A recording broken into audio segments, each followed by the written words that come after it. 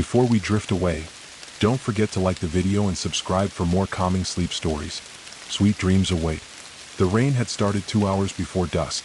Light at first, a whispering mist upon the windshield, but it thickened into a steady drizzle by the time Hannah pulled off the main highway. The sound of the wipers had become rhythmic, almost hypnotic, tapping back and forth in sync with the beat of her anxious thoughts. The road she turned onto wasn't on her GPS. In fact, the screen had flickered and lost signal the moment she passed the broken sign that once, long ago, might have read Marlow Hollow.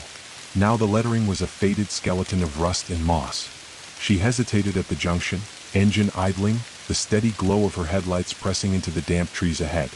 The road beyond curved away into a tunnel of forest, blackened by distance, veiled in mist. It wasn't the route she'd planned, but something tugged at her to continue. Not an impulse exactly, more like a memory. Like she'd seen this turn before.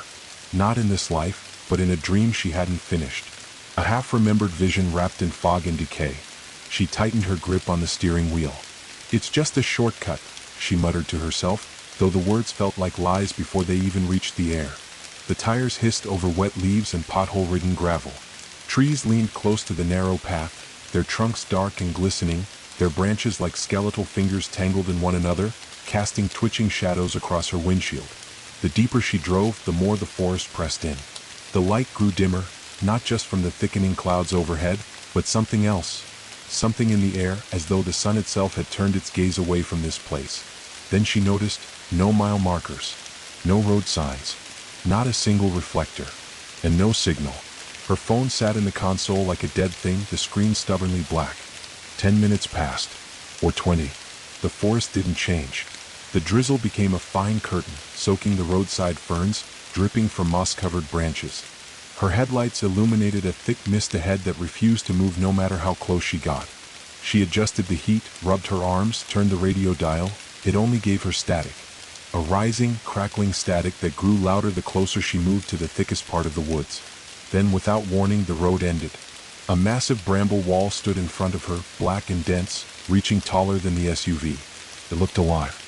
Rain glistened on its thorn-covered tendrils, and through the center ran an unnatural arch, narrow and curved like a wound sliced open into the brush. It wasn't an opening made by hands, but by something older, and it wasn't there moments before. Hannah slammed the brakes. Her chest rose and fell with rapid, shallow breaths. The SUV idled quietly beneath the rain as her headlights lit the twisted arch ahead. There was no way forward unless she stepped out. No way back either. The road behind her had vanished. She blinked. Literally vanished.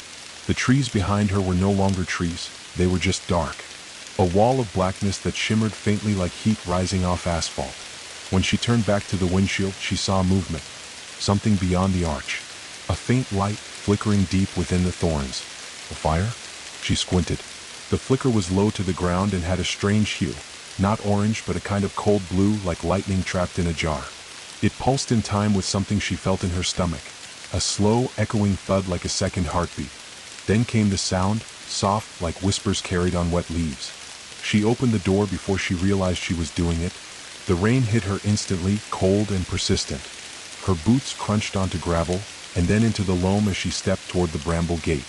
The arch loomed over her, its thorns glistening like wet teeth. A breathless moment passed. The forest seemed to hold its breath. And then the light inside flickered again, closer now. There were no voices anymore, only the rustle of wind in the upper boughs, and the whisper of droplets sliding down rain-heavy leaves. But the silence wasn't comforting. It was taut, watching.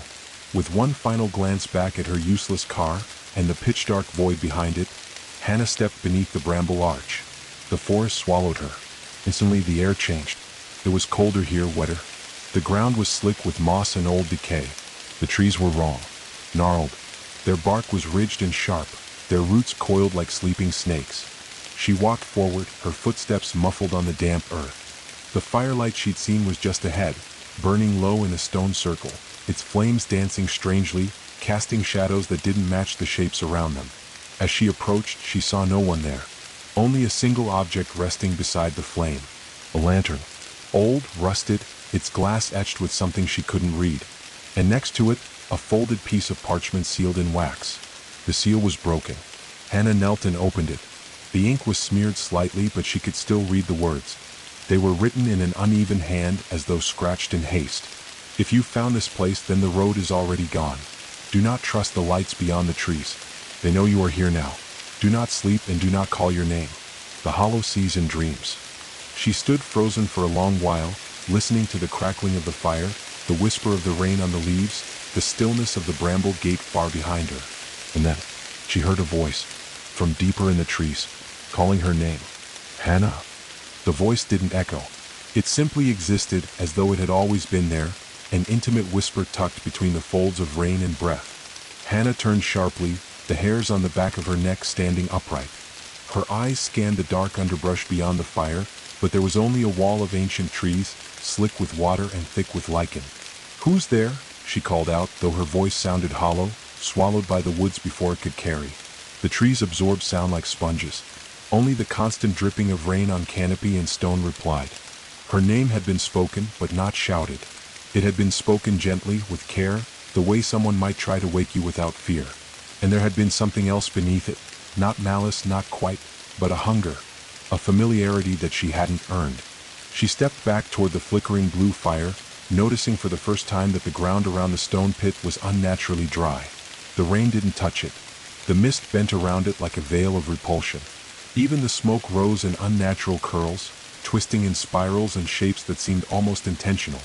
She reached a hand toward the flame, expecting warmth. There was none. The fire burned cold.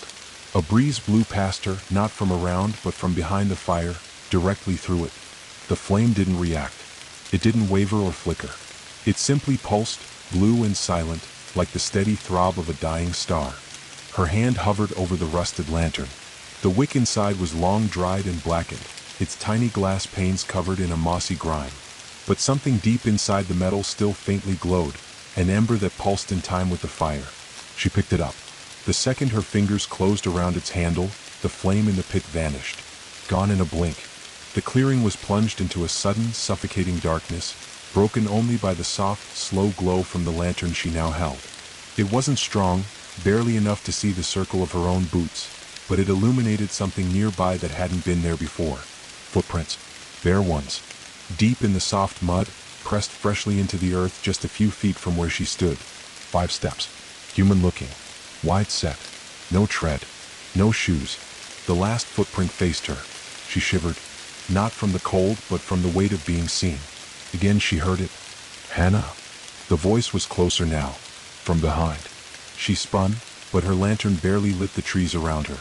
Shapes leaned and bent in the darkness, roots crawling like veins, branches whispering against each other high above. She stepped backward, heart hammering. The parchment from the fire was still in her hand, half clutched and soaked through. She looked down at it again. Do not trust the lights beyond the trees. Then she noticed something else. The ink was changing. The words were bleeding into the page, shifting in shape, rearranging themselves as though the paper was alive. She held it up in the lantern's weak light. The hollow sees you now. Don't blink. Don't turn.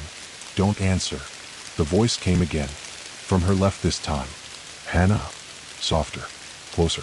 So close she thought she might feel breath against her skin. She clenched the lantern tighter. It pulsed once, brighter than before. The mist around her receded just enough to reveal a path. Narrow, winding, bordered with brambles and lined by oddly spaced stones. Stones that looked like half-buried skulls if you stared too long. The forest pulled away from the trail like it wanted no part in its making. She stepped forward. The path accepted her like a throat accepts a swallow. Behind her, something breathed. Not heavily, not hungrily, but long and slow, the kind of breath taken in dreams. And then the crunch of soil. A dragging step. She didn't look back. Instead, she walked, one foot after the other. Eyes forward. Lantern low. The trail was slick, but the stones underfoot gave her balance. The light from the lantern wasn't enough to see much, but it did reflect in the water that pooled in a rut ahead. For a moment, the surface rippled, and something crossed it. Not a creature. A shadow. One that didn't match any tree. One that moved without sound. It passed into the woods to her right. She stopped, trying to hold her breath. The forest shifted. The air seemed to bend with it. Then, another voice. Not calling this time. Singing. A child's voice. Off-key. Distant. Row, row, row your boat, gently down the stream. Her stomach dropped. The sound was wrong. The syllables dragged too long. The melody wavered like a damaged music box. And worst of all, it was familiar. Her mother had sung that to her when she was a child. She took another step. The path curved again. The forest seemed to fold in over her, the branches tighter, the brambles closer. The air thickened, damp and heavy like walking underwater. But the singing stayed. Merrily, merrily, merrily, merrily. The next line never came. She emerged suddenly into another clearing, though this one was smaller than the last, choked with moss and bent trees. In its center was a stone table. A crude altar, cracked and old. Something lay on it. A bundle of cloth. No, not cloth. Oilskin. Wrapped tightly in twine, water pooling on its surface. And at the foot of the table, another note. This one was carved into wood, nailed crudely into the altar's edge. Do not open this. Not yet. She didn't move closer. She couldn't. Something in her stomach told her that opening the bundle would be like tearing off a scab that held in something deeper. Something growing beneath. Something that remembered her face before she was born. So she stood there, holding the lantern, watching the wrapped thing glisten under the dripping canopy. The light inside her lantern grew stronger for a moment, casting long shadows. And then, the singing stopped. The forest went silent. And behind her, soft, wet breathing. Closer this time. And the sound of her name. Whispered not with a voice, but with the forest itself. Hi, Anna. Hannah didn't move. Couldn't. She stood in the rain-drenched clearing, a breath caught in her chest like a bird too afraid to fly. The wrapped bundle on the altar before her shivered slightly, whether from the breeze or something inside it, she wasn't sure. The forest behind her whispered her name again, no longer playful or curious. It was certain now. New. She turned her head slowly, only her eyes shifting toward the forest wall where the voice had come from. The trees were no longer just trees. They had faces now. At least, they had shapes that resembled faces. Impressions of eyes where knots should be, sagging mouths formed by splits in bark, twisting expressions pressed into the gnarled wood like something inside them had tried to scream through. Rain rolled down their bark like tears. Her skin prickled as the lantern in her hand dimmed again. Its glow flickered against the cold, breathless hush now blanketing the clearing. She thought of the note nailed to the altar. Do not open this. Not yet. Not yet. So there would be a moment when she'd be allowed to, or required to. The thought made her bones ache. Then a sound came. A new one. A scraping. Something dragging over stone and root. It wasn't walking, it was crawling, slithering, loping, from just beyond the ring of trees to her right. The lantern trembled in her hand, and the light inside pulsed rapidly, faster than her heartbeat, casting erratic shadows around her. She could barely make out the shape moving between the trees, a hunched, malformed silhouette, arms long and backward bent, head tilted unnaturally to the side, too wide at the jaw. It moved slowly, deliberately, as if it wasn't bound by the same urgency that gripped her chest. She backed away from the altar. The mud sucked at her boots with soft, wet gurgles as she moved, step by step, toward the opposite end of the clearing. She didn't look away from the shape. It hadn't noticed her. Not quite. It still paced the edge, rubbing its body against trees like a cat scenting its territory. Then it spoke, but not aloud. It used her voice. From inside her head, she heard herself speak, but twisted, layered, like an echo from underwater. You shouldn't have come here. Her mouth hadn't moved. Her throat remained still. She choked back a gasp, lantern held between them like it could ward off evil. The creature paused. Its body stiffened, and a crackling sound emerged from it, as if something inside had splintered under pressure. Then it turned. Not its whole body, just the head, snapping all the way around with a crunching twist. She saw its face in full then, though face was generous. No eyes. Just smooth, damp skin with pits where sight might have once existed. Its mouth was wrong, too wide, full of tiny inward-facing teeth like the inside of a trap. And there was something in its chest. A glow. Soft and blue. Like the lantern. She stepped back again and her boot caught a root.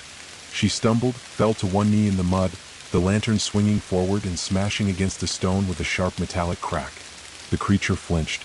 The blue glow in its chest flickered, and a high-pitched screech erupted from it, not from its mouth, but from everywhere, like it had become a tuning fork for anguish.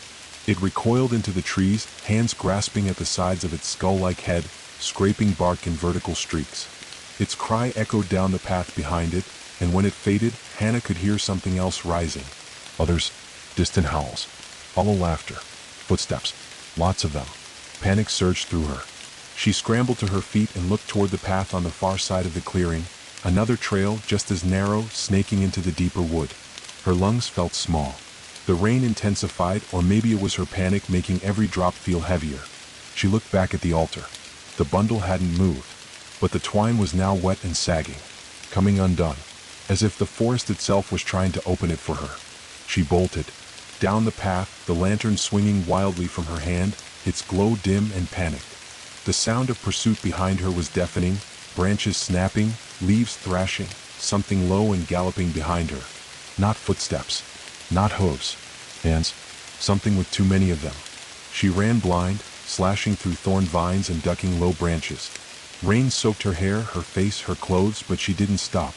The path forked ahead, one side descending into darkness, the other rising toward a faint orange shimmer. Firelight? Her legs ached, lungs burning, but she chose the light. The forest thinned for a breath. She burst into another clearing, this one entirely different. Stone ruins jutted from the ground, arches half collapsed, moss growing over ancient carvings that were unreadable and far too smooth, as though time had polished them away. In the center of the ruins was a fire, a real one, crackling orange, warm, and beside it, a figure, not a creature, a person, a man, tall, thin, wrapped in a long oilskin coat that dripped from shoulder to boot. His hair was white, not gray but snow white, though his face looked no older than 40. He sat cross-legged beside the fire, one hand resting on a strange staff made of twisted bone and wood, his eyes fixed on her as if he had been expecting her all along. Hannah stopped at the edge of the firelight, heart pounding, breath catching in her throat. The man tilted his head. "Put out the lantern," he said softly. She didn't move. The man's voice was calm, but the words felt heavy, final, like a door closing. She looked down at the lantern. Its blue glow had grown again, but it wasn't flickering with warmth, it was shuddering like it was alive, like something inside wanted out. The man stood now, closer. "You've already been seen," he said, "but that doesn't mean you have to be found." She stared at him, lips trembling. "What are you?" He looked past her, toward the path she had come from. A shadow moved there now, silent, waiting.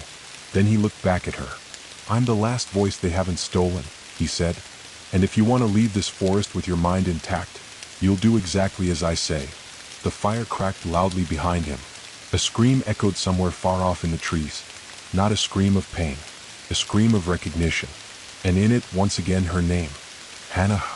The fire was real. It had to be. Its warmth reached her skin, subtle but present. The orange glow danced over the worn stones, casting long shadows through the remnants of the ruined arches. Moss clung to their surfaces like dried blood. Tiny rivulets of rainwater traced paths down each worn carving, as if the forest itself wept for whatever history had been buried here. And yet the man, this pale-haired figure wrapped in his oilskin coat, stood motionless as the fire behind him crackled. His face was expressionless. His eyes didn't reflect the flames. He wasn't blinking. Hannah clutched the lantern tighter. The glow had settled into a steady throb now, no longer frantic but deeply rhythmic. It matched her own pulse, as though the object had grown attuned to her lifeblood. She didn't speak at first. Her mind clawed for sense, for some scrap of understanding that could anchor her. The forest had stolen her direction, her phone signal, even the road she came in on. It whispered her name with voices that didn't belong to anything human. And now here was this man who spoke plainly, who knew her name before she gave it. He stepped closer. "I said put it out," he repeated, nodding toward the lantern. "It's not a flame. It's a tether. And if you don't sever it soon, you won't be the one carrying it anymore." Hannah hesitated. It's keeping them away." The man's gaze dropped to the lantern, and for the first time since she'd seen him, his expression changed. His brow furrowed slightly, not in concern but in disappointment. "No," he said. "It's drawing them." The glow from the lantern pulsed brighter, as if in defiance. The blue light shimmered off the nearby stones and caught something beneath the moss. Hannah stepped closer and scraped the edge of her boot along the surface. Beneath the green fuzz, symbols revealed themselves, deeply carved, circular, not letters but spirals and ridges, like something had burned the stone with coiled heat. The man watched her. "You're not the first," he said softly, "but you've come closer than most. That's why they're following you." "Who's they?" Hannah asked, her voice hoarse. He didn't answer right away. Instead, he walked around the fire and knelt before it, drawing something into the dirt with his gloved hand. As he moved, the staff he carried gently clinked against the stone. Up close, she could see it was made from several bones lashed together, human bones. A child's femur formed the grip. Something avian stretched toward the tip, hollow and pale. He finished drawing the shape and stood aside so she could see it. It was a circle. Simple at first. Then he began connecting lines, intersecting spokes like the ribs of a wheel. But where spokes would normally meet at the hub, his lines bent outward, away from the center, as if repelled. As if the center was wrong. "It's called the hollow," he said finally, staring into the fire. "Not a place, not a thing. A space between life and what comes after. Between dream and sleep. It doesn't just feed on fear. It consumes memory, name, identity. It pulls people through one by one when the roads vanish and the rules thin out." Hannah felt her skin crawl. "And this forest? This is where it first touched," he said. "Long before we had words for it. Before the lanterns. Before the markers." She swallowed hard. "Why me?" "Because you heard it," he said. "Somewhere deep in your sleep. Maybe when you were a child. Maybe last week in a half-dream you can't remember. But you heard it call your name and something inside answered." She didn't speak.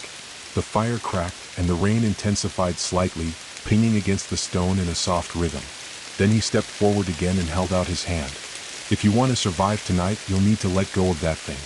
The longer you carry it, the less of you will be left. It isn't light, it's bait." Hannah looked down at the lantern. The glow was hypnotic now. Deeper blue but shifting, something like shapes moving behind the glass. Not reflections. Faces? No mouths. Moving. Whispering.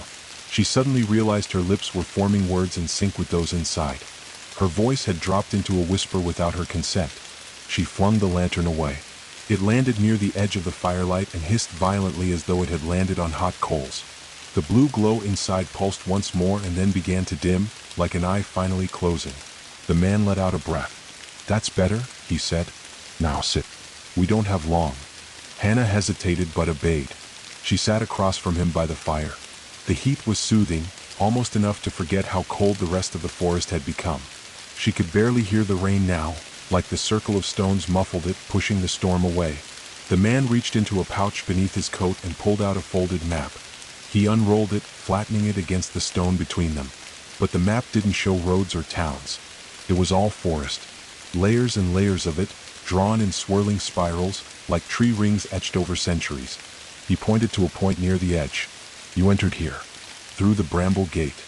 She nodded. "Yes." He tapped a deeper section toward the center. "This is where the hollow has begun to root. The further in you go, the less the rules apply. Time breaks. Space folds. You'll hear things that can't be real. Feel memories that don't belong to you. If you reach this point," he tapped the very center of the map where no path led, "you'll cease being you at all." Hannah stared. "Then what am I supposed to do?" "There's a way out," he said. "But it's closing. Once the hollow takes hold, the gate that let you in can no longer let you out. It shifts behind you. But there's an old passage, a ritual exit." She tensed. "A ritual?" He met her eyes. "One that requires a price." A beat of silence stretched between them. The fire popped. "What kind of price?" she asked. Before he could answer, a low moan echoed through the woods. Not human. Not animal. It was the sound of something old waking up beneath the trees. The man froze. "They're closer than I thought." He rolled up the map and stood quickly. "Come. There's a shelter further in, past the stone hill. We can talk there, away from open ground." She stood with him, legs shaky, and followed as he moved past the ruins into a narrow path. The trees pressed closer on this one, their branches almost clawing at the edges. The forest groaned. Then she saw the lantern again. It had not remained where she'd thrown it. It now sat upright on a nearby stump, glowing again, brighter than before. The man stopped walking. "Don't look at it," he said sharply. "Don't let it see your eyes." She turned her head away and hurried forward. The lantern's glow didn't dim as she passed it. It followed them now. Not with feet, not with wings, but with hunger. Something inside it had seen her, and it would not forget. The path narrowed. Each step forward became a negotiation with the forest, ducking under clawed branches slick with rain, sliding along muddy stones that pulsed with cold like buried ice. The trees leaned tighter with every footfall, as though the forest itself was alive and listening, its roots curling just out of sight, waiting to trip, to grab, to drag. The man moved fast despite the terrain.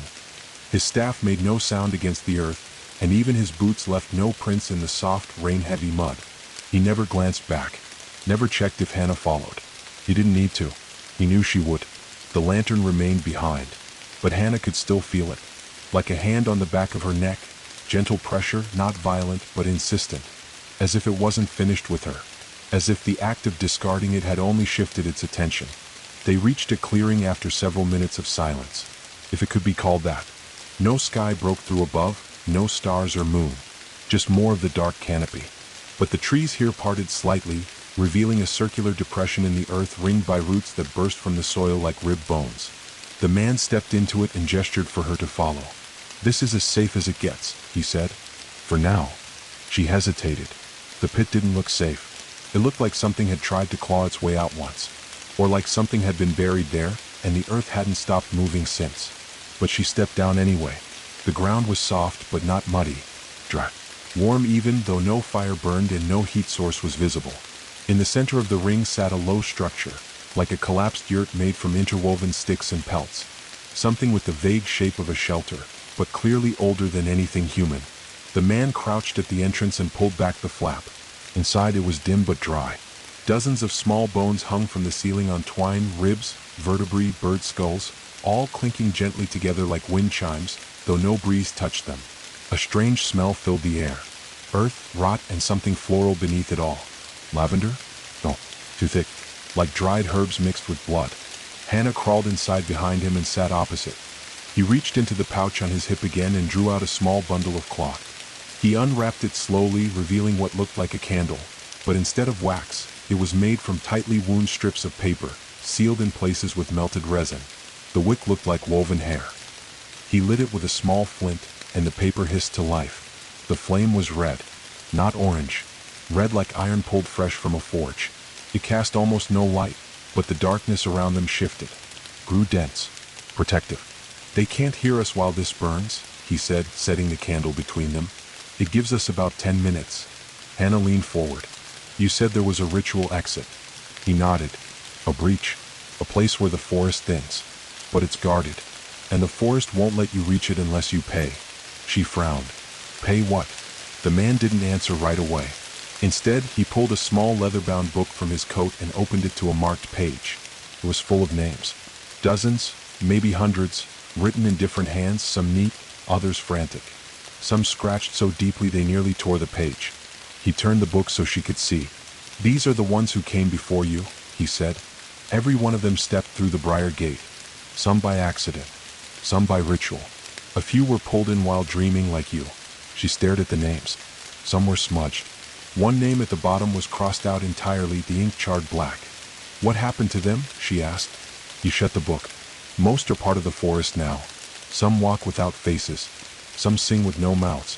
A few linger near the old paths, whispering to passers-by, hoping someone will say their name and bring them back." Hannah swallowed hard. "And the others?" He hesitated. "A few escape, but they didn't leave whole. This place, it remembers what it lets go." Lightning flashed distantly, white light stuttering through the thin cracks in the yurt ceiling. Thunder followed, muffled and delayed, like it had traveled a great distance to find them. "What's the price?" she asked again, more firmly this time. The man met her eyes.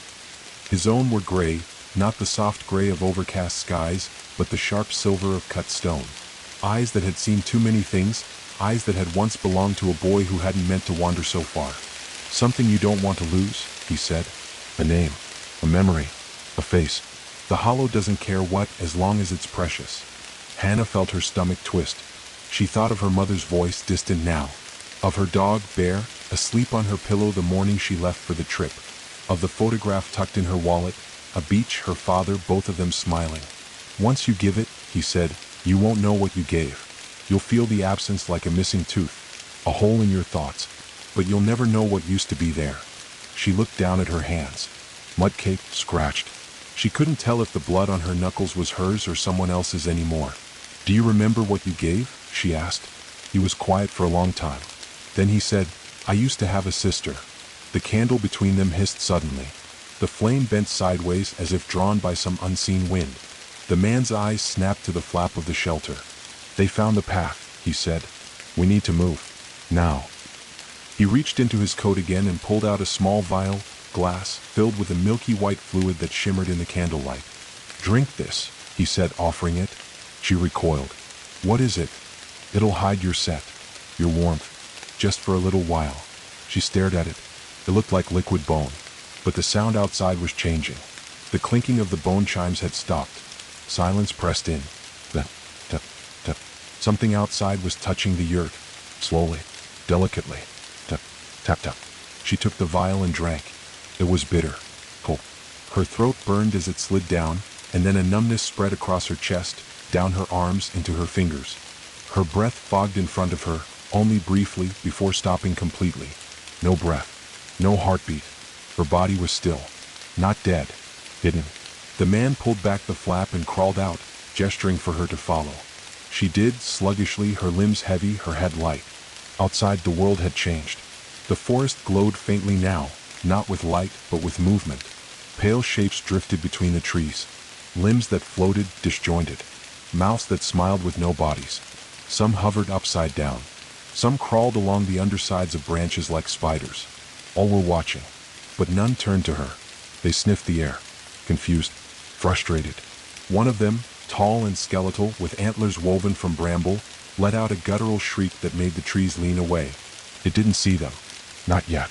The man pressed his finger to his lips and led her toward the far edge of the clearing, away from the shelter. The breach is close, he whispered, but we'll have to pass through her garden to reach it. Her? Hannah asked, barely able to speak. He nodded. The one who keeps the gate. Is she part of the forest? His answer came without hesitation. No, he said. The forest is part of her. They moved in silence as the dead do.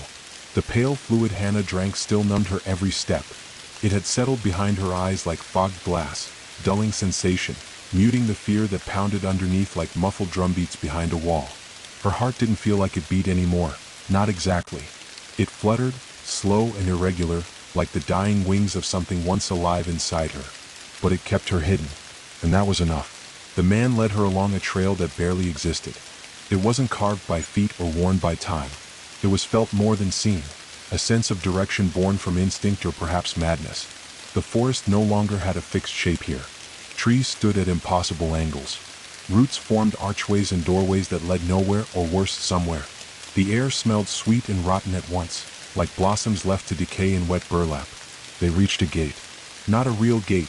There was no wood, no iron, no hinges, but a natural arch formed of massive tree limbs, twisted together like the arms of drowned giants. Vines coiled through the structure, heavy with clusters of black blossoms, each petal covered in a fine dust that shimmered faintly in the air. The soil beneath it was dark and soft, as though freshly tilled. The man stopped. This is the edge of the garden, he said, lowering his voice to a whisper that barely touched the leaves. Beyond this, she watches directly. If you speak, she'll hear you. If you remember who you were, she'll see you. If you run, she won't chase. She'll let you run until you stop being you. And then she'll take whatever's left. Hannah swallowed thickly. The taste of the fluid still lingered in her throat, chalky, bitter, with a strange sweetness beneath it. She nodded once. Words felt dangerous now, even inside her head. The man stepped forward and they passed beneath the arch. Immediately the forest changed. The air became warm, almost humid. The trees were spread wider here, and the canopy thinned enough to allow a gray glow to seep through, neither moonlight nor daylight, but something in between, like the dying breath of twilight. Flowers bloomed on every surface. Massive things, purple, black, silver. Some as large as her head. Some pulsing gently, opening and closing like lungs. They moved deeper. The path curved into a spiral. Each step brought them past impossible flora, stalks that dripped with oil, petals made of fine feathers, flowers that blinked open with eye-like irises. At one point, Hannah passed a tree with bark that writhed. Faces pressed outward beneath it, their mouths stretched in silent screams. Then she saw the statues, dozens of them, scattered along the spiral path. At first, she thought they were carvings, delicate human forms made of stone. But the longer she looked, the more wrong they seemed. Each one was caught in a pose of fear. Hands raised, backs arched, mouths open as if to shout a warning that never left their lips. And they weren't made of stone. The skin was too smooth, the poses too natural. One statue's eyes were still wet. She nearly stopped. Her feet faltered. The man didn't turn around, but his voice came low and sharp. Don't look at them. Don't remember their faces.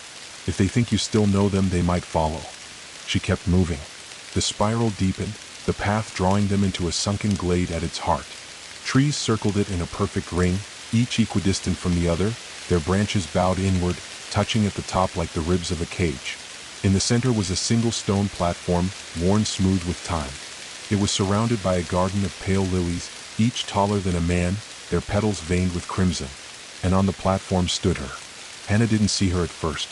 Not because she was hidden, but because her mind refused to see her. It skipped over the shape like a camera glitching over corrupted footage. Her eyes passed left and right, unable to focus until suddenly they did. And there she was. The woman, if she had ever been one, was draped in a gown of woven petals and moth wings. Her hair was long and black, trailing like smoke, her arms thin and too long, ending in fingers that curled around a bundle of roots and bone. Her face was veiled, not by cloth, but by something living. A shroud of tiny insects, fluttering in unison, forming the shape of a face but never still. She held a trowel in one hand, and in the other, a heart, still beating. She turned her head slowly toward them. Not her face, just the veil. The insects parted slightly to reveal a smile.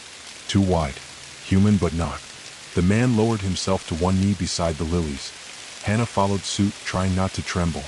She is the warden, he said under his breath. She does not speak. She shows. And if she shows you something, you must not look away. The creature moved down the steps.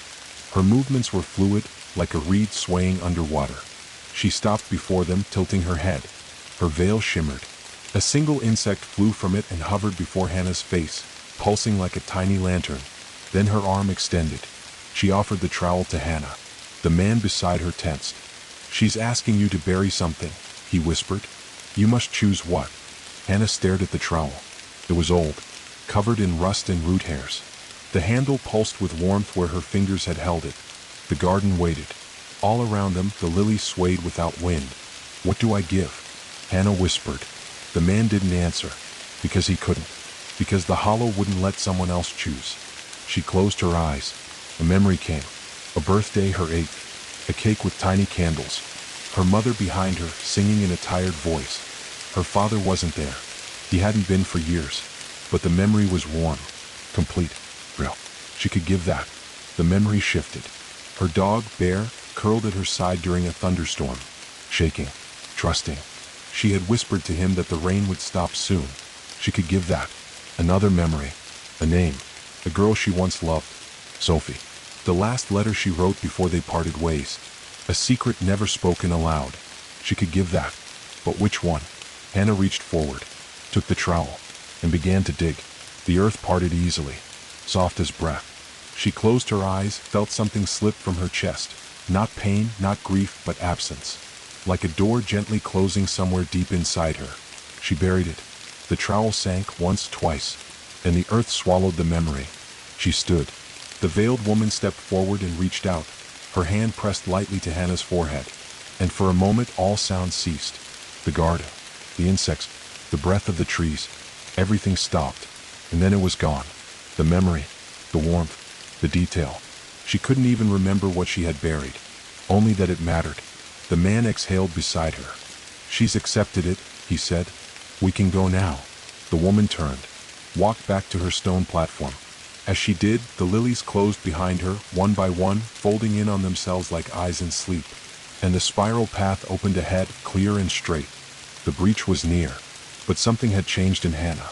Something inside her had closed, and the hollow had begun to root itself deeper. They walked in silence. Behind them, her garden closed, utterly, completely, like it had never been there at all. No gate, no spiral, no lilies, no veiled figure holding hearts like fruit.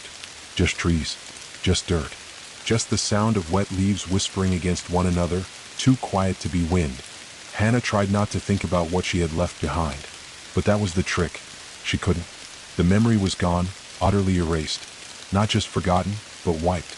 No shape remained, no sense of emotional outline. It was like trying to remember a dream that was never hers. And yet the hole it left behind ached, like something had been scooped out of her with an elegant, invisible spoon. She looked to the man walking ahead of her. His oilskin coat dragged along the forest floor, leaving no trace. Every few steps he would touch a tree or murmur something to the soil, as if the path needed reminding who he was. "Is it always like this?" she asked. "The forgetting?" He didn't turn. "No," he said. "Sometimes it's worse." She didn't ask what that meant. They passed beneath a crooked tree, its trunk twisted into a spiral, its branches reaching downward as if yearning to root themselves. Beneath it, small bones littered the earth, hundreds, maybe thousands. Some of them arranged in patterns that her mind refused to recognize. Circles within circles. Spirals within eyes. Words without vowels. Beyond the tree the air changed. Not warmer. Not colder. Just thinner. Breath took effort now. Like there wasn't enough air to fill the lungs completely. Sound grew distant. Even her own footsteps dulled, as though she were walking through a dream of someone else's memory. The man stopped. "This is the boundary," he said, pointing ahead. The forest had begun to fold. That was the only way Hannah could describe it. The trees ahead didn't grow vertically. They bent, sideways, upward, inward, bending into a dome of roots and branches that formed a kind of tunnel. Not made by man. Not carved by creature. Formed by pressure. Compulsion. The way hair might swirl around a drain. She felt it in her chest before she saw it. A pull. Like something was calling, not her name, not out loud, but through her. As though her bones remembered a song they'd never heard. Her skin tingled. Her eyes watered. And her stomach clenched with the creeping, rising certainty that she was walking towards something ancient. The breach. It wasn't a door. It was a place that shouldn't be. "Is it safe?" she whispered. "No," the man said. "But it's the only way." She nodded. Her throat was dry. Together they stepped forward into the tunnel. Inside the air changed again. The light here had no source. No sun. No fire. The space was dim, gray, not black, but flat like a photograph with no depth. Their shadows didn't behave correctly. The tunnel curved and curved, always turning slightly to the left, but somehow never returning to itself. As they moved deeper, things began to appear. Fragments. Small pieces of other lives.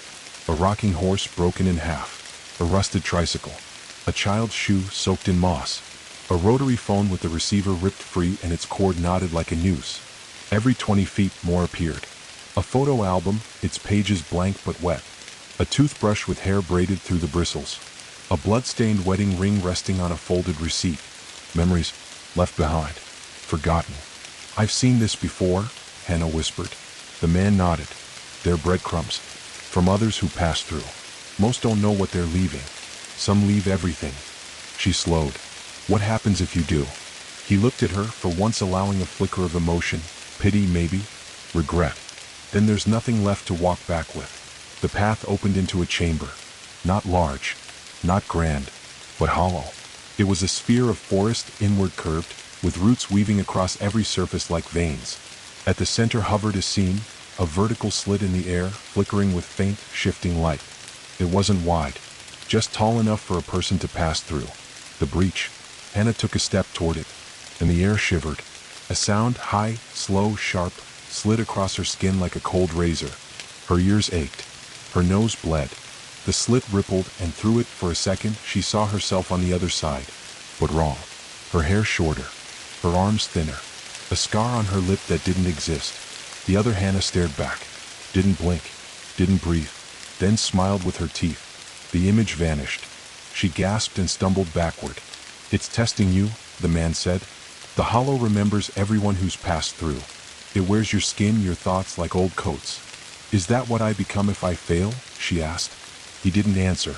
Instead, he stepped around her and reached into a hollow knot in the tree wall. From it, he pulled a pouch, small leather bound with twine. "This is yours," he said. "I never left anything." "You did," he said. "When you entered. Everyone does." The gate took it without asking. What it returns now is up to it.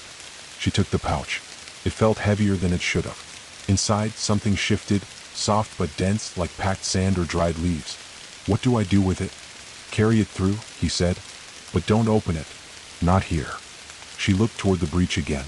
It pulsed now, slowly, like something breathing. She took a breath, stepped forward. The man reached out one final time and touched her shoulder. "You might see things," he said. "Hear voices. Your mother, your father, your dog, your own voice calling back. You must not answer, no matter what you hear." If you answer, it follows. She nodded and stepped through. Everything turned inside out. There was no floor, no sky, no body, only pressure. She fell forward and backward at once, her limbs numb, her thoughts spilling out of her head like ink in water. Time stuttered. She felt old. She felt new.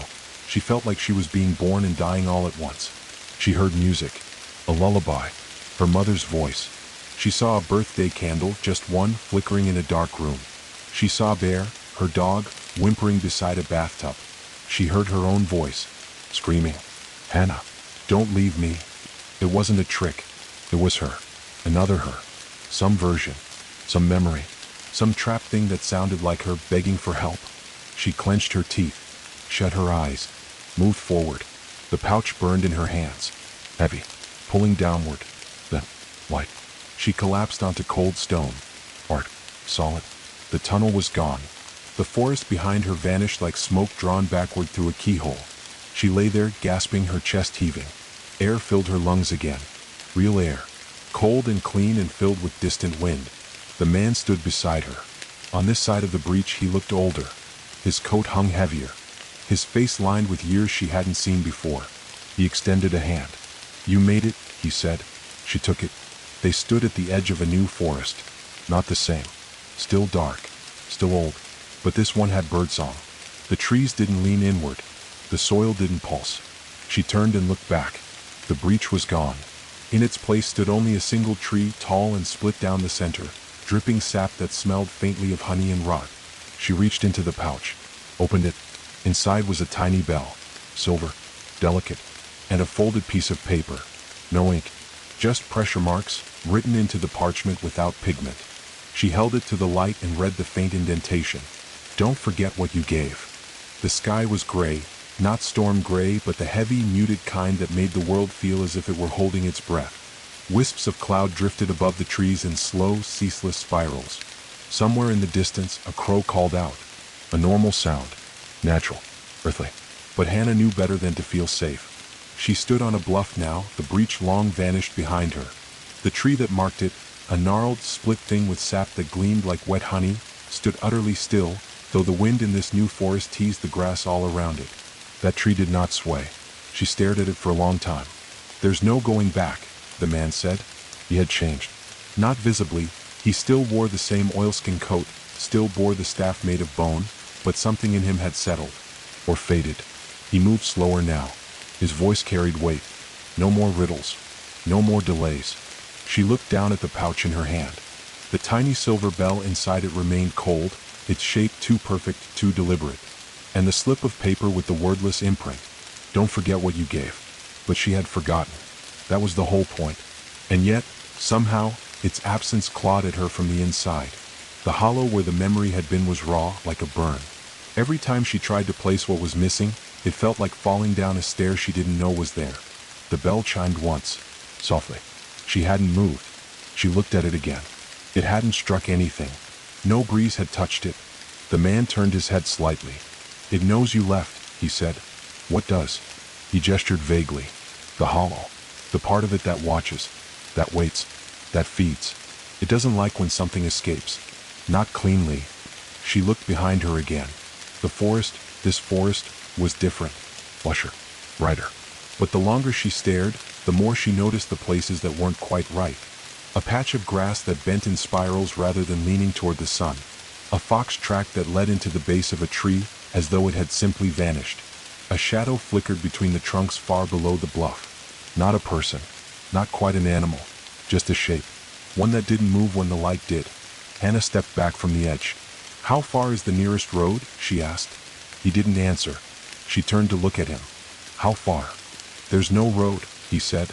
"Not in the way you mean. You said I could get out. You did. You left the hollow." He paused. "But the hollow doesn't stop at a border. It seeps. It finds cracks." She stared at him. Her voice dropped low. "You tricked me." "No," he said gently. "I guided you. But not everything that escapes goes alone." The wind picked up. The tree behind them moaned, just once, a deep, guttural creak. Sap ran down its center now, faster than before. And from the trunk, a small hand pressed outward, just beneath the bark. Fingers, thin and gray, pushing against the inside of the tree like a fetus reaching toward the light. Then they were gone. The bark reabsorbed them. The man turned and began walking down a narrow path that descended the bluff. She hesitated, then followed, her legs unsteady. The grass felt too soft beneath her feet, like stepping on cotton that sighed with every footfall. They reached the tree line and passed beneath branches that still held moisture from the earlier rain. Though it wasn't storming now, droplets fell in slow rhythm, as if the forest itself was weeping. She looked up once, just once, and saw that the clouds above the canopy were not moving. They hung frozen in the sky like ash. "There's a place," the man said, "where you'll need to wait. Until you remember." "Remember what?" He didn't answer. They came to a cabin. Old, sagging, nestled between two hills that leaned against each other like conspirators. Its roof was made from warped tin, streaked with rust. The front steps had caved in and ferns had grown up through the porch slats. Smoke curled lazily from a chimney, too thin to suggest recent fire. The door stood slightly ajar. Inside, the air was dry. Dust hung in shafts of light. There were no modern amenities. A stove, a single bed, a rocking chair with a blanket draped over it, moth-eaten and gray. On the wall hung a map, not of the state or the region, but of the hollow. The same spiraled terrain. But this one was more complete. At the center, where before there had been only blankness, now there was a name. Just a single word. Mother. Hannah stepped closer. "What is that?" The man looked at the name, then at her. "That," he said, "is what you left behind." She frowned. "What do you mean?" But he only stepped back toward the door. "Rest tonight," he said. "I'll leave at dusk. You won't see me again after dark." She turned toward him in surprise. "Wait, why?" "Because this is where I stop," he said. "This place doesn't allow two survivors. One left, one stayed. That's how the hollow maintains its weight." He stepped outside before she could answer. She followed him to the porch. He walked to the edge of the clearing and stood beneath a tall pine tree that bent slightly toward the earth. He turned once more. "Lock the door after I go. And if anything knocks before sunrise, don't open it. Not for me. Not for anyone." Then he walked into the trees and was gone. That night, Hannah sat beside the window, wrapped in a blanket that smelled of moss and dust and something older. The bell still sat in her hand. It hadn't rung again, but she kept thinking about the word on the map. Mother. It clung to her thoughts, not in shape or memory, but in emotion. Her throat ached. Her eyes burned. She couldn't remember the sound of her mother's voice, couldn't picture her face, and yet, somewhere in her bones, she felt her. What had she given? What had she buried in the garden? Her memory? No, her name for the one who raised her. And now, she had no anchor. The hollow had taken the most sacred part of her identity, and in return, it had let something follow her home. The bell rang, loud, clear, once, then silence. She froze. Wind rattled the loose window panes. Then came the knock, soft, 3 taps, and then a voice, her own, whispering from the porch. "Let me in, Hannah, please. I'm cold." The knock didn't come again. Not yet. Just the 3, gentle, almost polite. And then her own voice, muffled by the cabin's thin walls. "Let me in, Hannah. I'm cold." She hadn't moved, not even to breathe. The bell in her palm vibrated softly, as if echoing a sound only it could hear. Not ringing, not truly, but tensing like a warning muscle tightening beneath the skin. Hannah's mouth was dry. Her spine pressed tight against the wooden frame of the window where she sat wrapped in that old, dead-smelling blanket. The fire she'd lit in the stove had long since guttered into dim embers. The shadows in the corners of the room had grown darker, not thicker but deeper, like peeled-back fabric revealing what the walls had tried to hide. She swallowed. "It's not me," she whispered. The voice outside spoke again, still gentle. "You're scared. I know. I would be too." It sounded tired, not malevolent, not demanding, just patient. "I'm not here to hurt you." It was still her voice, perfectly matched, not a mimic, not close, exact. Every lilt, every break, every little hesitation, as if the thing on the other side of the door wasn't pretending to be her, but was her, a version of her, one that never made it through the breach. The man's warning rang in her ears. "If anything knocks before sunrise, don't open it. Not for me. Not for anyone." Her fingers tightened around the bell. Its weight hadn't changed, but it suddenly felt denser, like it was drawing something into itself. Hannah rose quietly and stepped away from the window. The room around her creaked as she moved, not from her own weight, but from the boards themselves, as if they were shifting their positions subtly around her. She glanced at the door. No shadow beneath it. No sound now. She waited. 1 minute, then 2, then a soft scrape against the wood, like fingernails. Just 1, and then silence again. She backed toward the far wall and sat beside the cold stove, its ash-gray mouth open and hollow. The light from the coals had died entirely, but she didn't dare light it again. No fire felt safe in a place like this. Fire attracted watchers. Fire showed who was still alive. Her hands trembled. The bell was now warm against her skin. She turned it over. No seams. No clapper visible. It didn't even feel hollow. But it rung. She reached into the pouch again, now dry, the strange smell of roots and iron having faded since earlier that night. Inside it, beneath the cloth lining, her fingers touched something she hadn't noticed before. A tooth. Human. And another, longer, thinner. Not human. She dropped them back in with a shiver. A sound behind her. Not outside. Inside the cabin. From the far corner. Behind the old rocking chair. A single breath. Not hers. She turned slowly, heart hammering. The rocking chair hadn't moved. The blanket still draped, limp and forgotten. But the shadows behind it were wrong. Moving.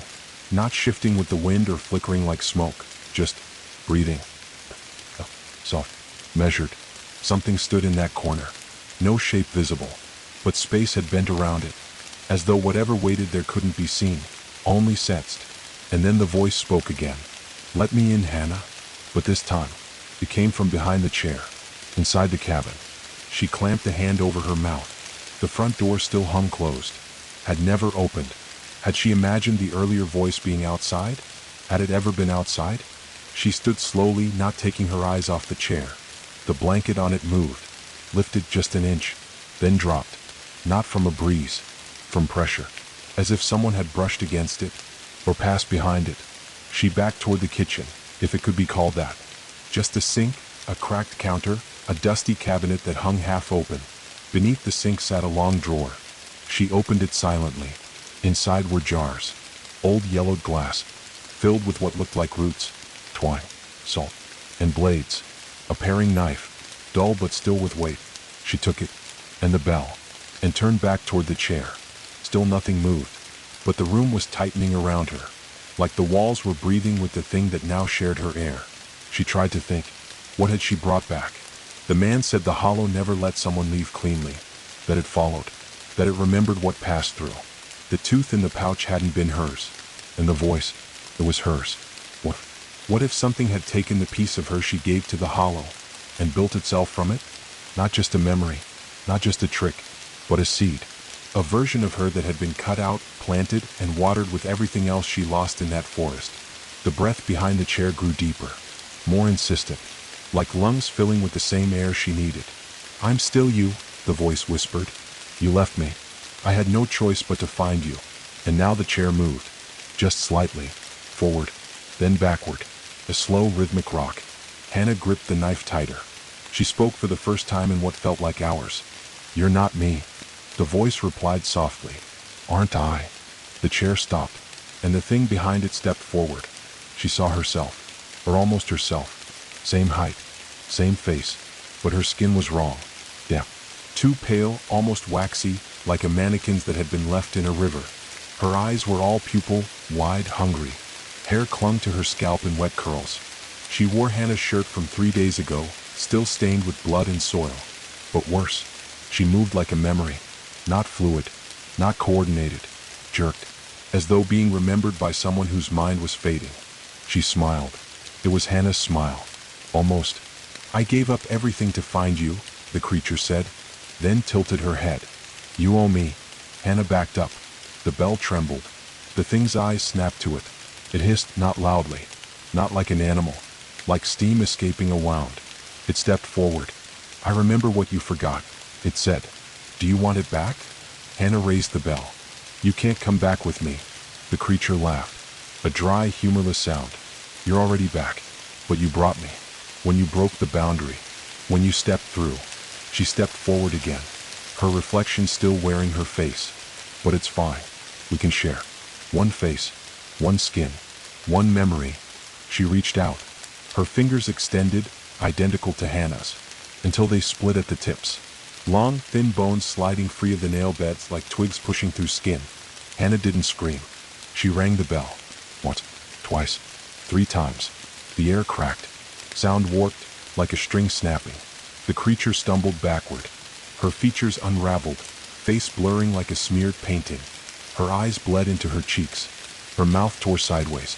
The bell screamed now, a high, shrieking tone that felt like it was coming from inside Hannah's bones. She dropped it. It hit the floor and shattered into ash. And when she looked up, the cabin was empty. No chair, no blanket, no reflection, just dust and silence, and her alone. But in the pouch, tucked beneath the roots and bone, the tooth still waited. It wasn't cracked, wasn't dry. It was fresh, still warm. The sun rose thin and pale over the horizon, like a bruise pressing softly against the sky.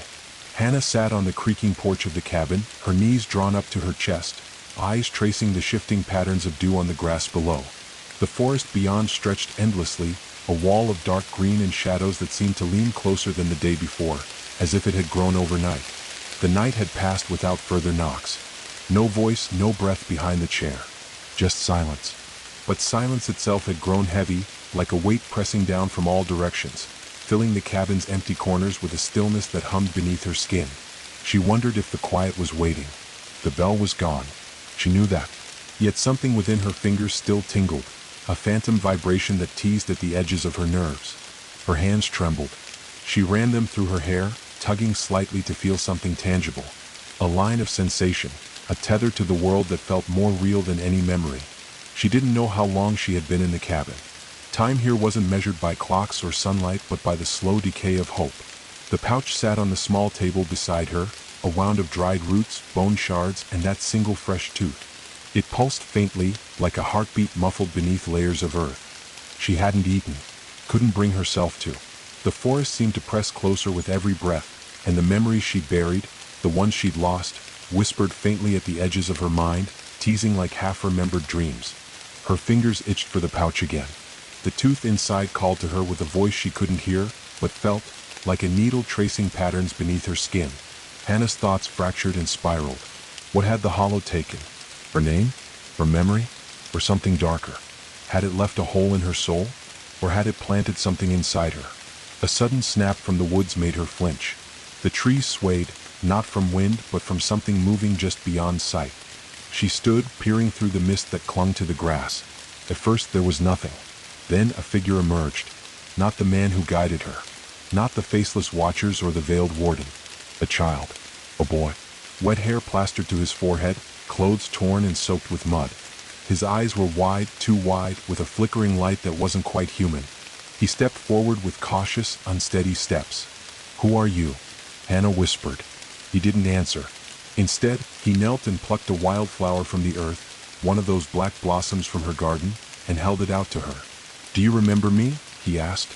His voice was soft but sharp, like broken glass. She shook her head. The boy smiled. "That's okay," he said. "I don't remember you either."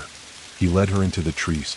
The forest seemed to breathe around them, branches curling closer, leaves murmuring secrets just out of hearing. The sky faded into the canopy, a dim ceiling woven from shadows. They walked through thick underbrush until they reached a shallow pond. Its surface was mirror smooth and black, reflecting a sky that was no longer pale but impossibly deep and dark, dotted with unfamiliar stars. The boy knelt and dipped his hand into the water. "Look," he said. The surface rippled and images appeared. Hannah saw herself, standing in the garden, holding the trowel, burying what she'd lost. She saw the veiled woman, the warden, smiling as petals closed behind her. She saw the breach open like a wound in the world. And then she saw the creature in the cabin, the thing that wore her face. But this time the creature was not alone. Shadows gathered behind it. Shapes coiling and writhing like smoke. Faces that never blinked, hands that stretched too far, eyes that glowed faintly red.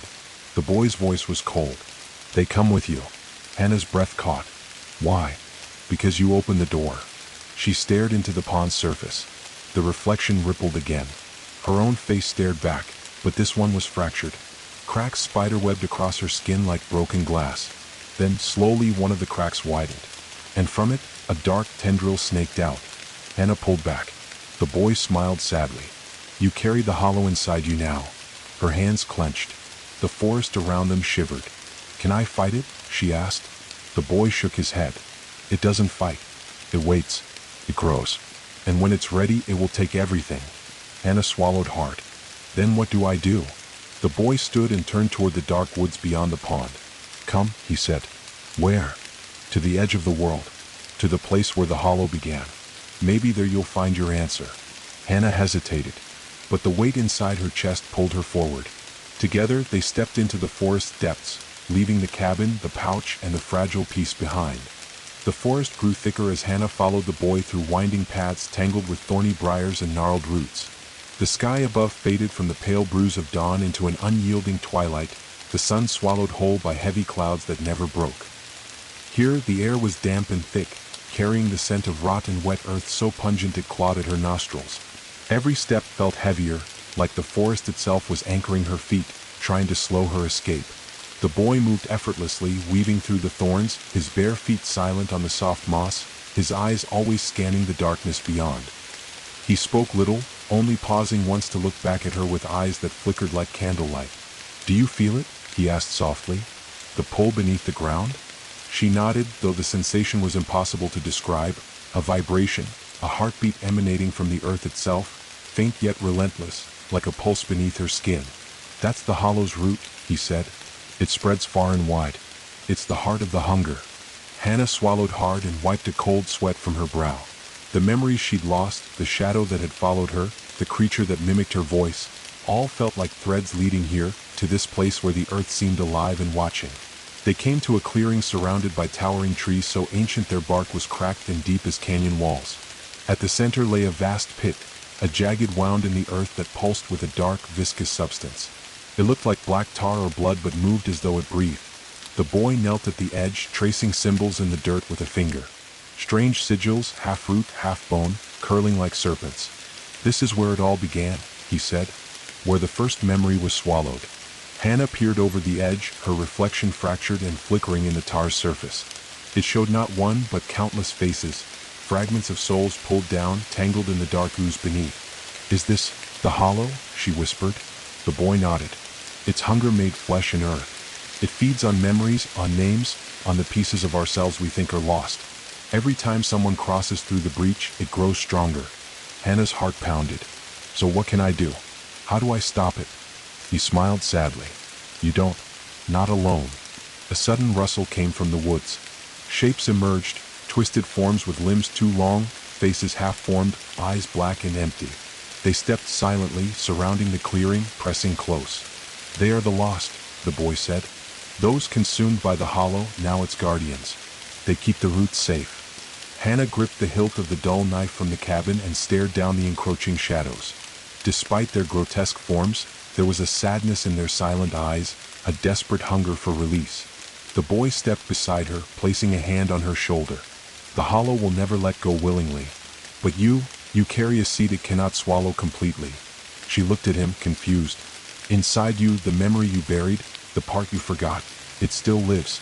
It can fight back. But only if you find it. The shadows closed in. Her breath caught. And somewhere deep within her, a whisper stirred, a faint echo of something lost, waiting to be found. The night clung to the clearing like a suffocating shroud, the sky above smeared with dense ink-black clouds that pressed down, leaving no stars to witness what was about to unfold. The air was thick, heavy with the scent of decay and something far more ancient, a metallic tang that prickled at Hannah's tongue. Around the edge of the pit, the lost gathered like twisted reflections of humanity. Their forms lurched forward with unnatural grace, limbs elongating and contracting like shadows given substance, eyes hollow yet glimmering with something that was once hope. Hannah's breath came in ragged gasps, the dull knife she carried trembling in her grip. The boy beside her, silent and steady, pressed a hand against her back. They hunger, he whispered, but they're not cruel, only trapped. Remember that. Her gaze flicked toward the black tar, its surface undulating with slow, deliberate waves, as though the hollow itself was breathing. From within its depths, faint tendrils reached upward, black fingers stretching like smoke toward the sky, desperate for release. They brushed against the faces in the pit's reflection. Faces she recognized, fragments of 1,000 lost souls, including her own, fractured and torn. Hannah's eyes blurred as something deep inside her stirred, a memory half buried beneath layers of forgetfulness and despair, itching to be reclaimed. A voice whispered, not from outside, but from within. Remember? She closed her eyes, clutching the bell's broken shards in her palm, its phantom warmth still lingering like a pulse. When she opened them, the boy knelt and placed his hands on the ground. You must touch it, he said. Touch the hollow? He nodded solemnly. To fight it, you have to meet it where it breathes. It feeds on the forgotten. But you carry the seed of remembrance. Let it root. Hannah hesitated, her fingers curling tighter around the knife's handle. She stepped to the pit's edge and lowered a trembling hand toward the viscous surface. The black tar rippled, cold and slick, and as her skin met the edge, a shock raced up her arm, a sensation both electric and suffocating. Visions exploded behind her eyelids. A garden blooming with black lilies, her mother's face there, veiled and distant, petals closing over a secret. The warden's smile, sharp as shattered glass, echoing a lullaby that had never been hers. A hollow breach, a doorway bleeding shadow. Her own scream, fractured and repeated, bouncing through the corridors of her mind. She gasped and pulled back, her skin burning where the tar had touched. The lost stirred, creeping closer, their whispers rising into a dissonant chorus, a dirge of broken promises and forgotten names. Fight it with what you remember, the boy urged. Remember your name. Remember you. Hannah forced herself to steady her breath, summoning the fragment of memory clawing its way to the surface. She saw a flash, a sunlit morning, her mother's laughter ringing through a wooden cabin, the scent of fresh earth and lavender. She pressed both hands to the ground, the broken bell shards glowing faintly blue beneath her fingers. The pit's blackness recoiled, tendrils withdrawing as a pulse of light spread outward, fragile but resolute. The lost screamed, not in malice but in anguish, as they dissolved into motes of shadow that drifted upward like dying embers. The hollow's breath slowed, but the fight was not over. From the darkness beyond the clearing, a figure emerged, taller than any tree, wreathed in roots and bone, eyes burning like molten gold. The warden. Her smile stretched wide, unfurling like a blade. Remember, she whispered, voice like 1,000 dead leaves, or be lost forever. Hannah tightened her grip on the knife, standing firm as the forest held its breath. The battle for her soul had only just begun. The moment the warden stepped into the clearing, the very air seemed to pulse with a dark heartbeat. She moved like the forest itself had taken shape and breath, an unnatural grace that twisted the shadows around her. Her towering form was draped in layers of woven roots and brittle bones, blackened and gleaming as though soaked in ancient sap. Her eyes, molten gold, flickering with inner fire, pierced through the dimness like twin suns burning in a void. Hannah's breath hitched, the dull knife in her hand suddenly feeling weightless, a fragile token against something primal and vast. The warden smiled, a slow, deliberate curl of lips that revealed teeth sharp and gleaming like shattered glass. It was a smile that spoke of secrets buried deep and the terrible patience of a predator waiting for its prey to tire. You hold the memory, child, the warden said, her voice a whisper that carried like thunder. But memories are fragile, like threads pulled taut against the dark. Hannah clenched her jaw, trying to summon the courage burning faintly inside. The boy from the pond stood silent behind her, eyes wide but unwavering. What do you want from me? Hannah asked, voice steady despite the cold dread squeezing her chest. The warden stepped closer. Roots shifted and creaked as if the earth itself was responding to her presence. To remember, to become part of the hollow song, she replied. To surrender what you cannot reclaim. To be remade. Her hand extended, fingers elongated and tipped with thorns that glistened with sap like poisoned blades. The air thickened, and the shadows rippled as tendrils of dark energy wove around her. Hannah raised the knife defensively, but the weapon seemed to falter, its edge dulling as if the forest's darkness reached into her very bones. The warden smiled wider, tilting her head.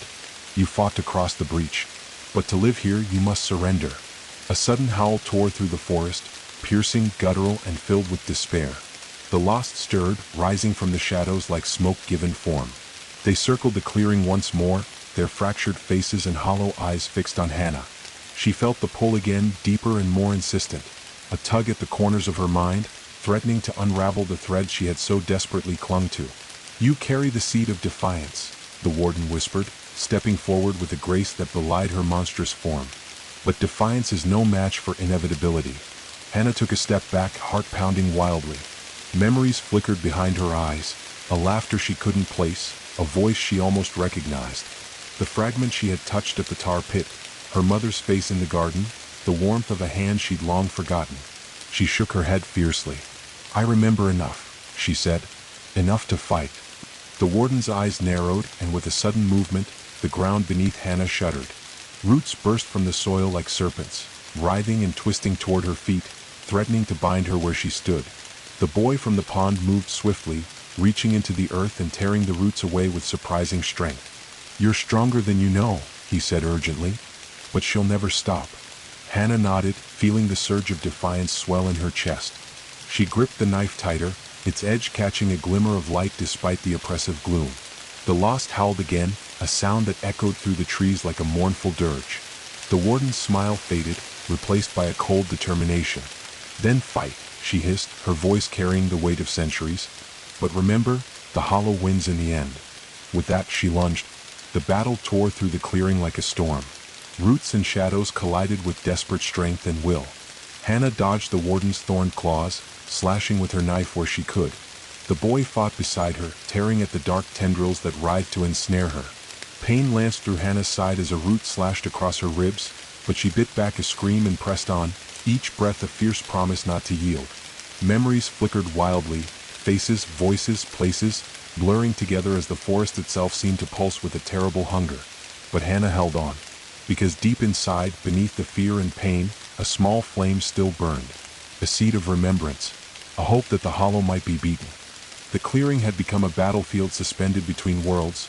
The forest itself seemed to hold its breath as shadows clashed with light, roots writhed like serpents coiling to choke, and the air cracked with the sound of strained earth and desperate wills. Hannah's breath came ragged and sharp, a constant reminder of the thin thread between survival and surrender. The knife in her hand, dulled by the strange darkness that clung to the warden, was nevertheless her anchor, the only thing tangible in the swirling nightmare. The warden's towering form twisted with unnatural grace, each movement a shadow made flesh, claws slicing through the air with sharpness that whispered promises of oblivion.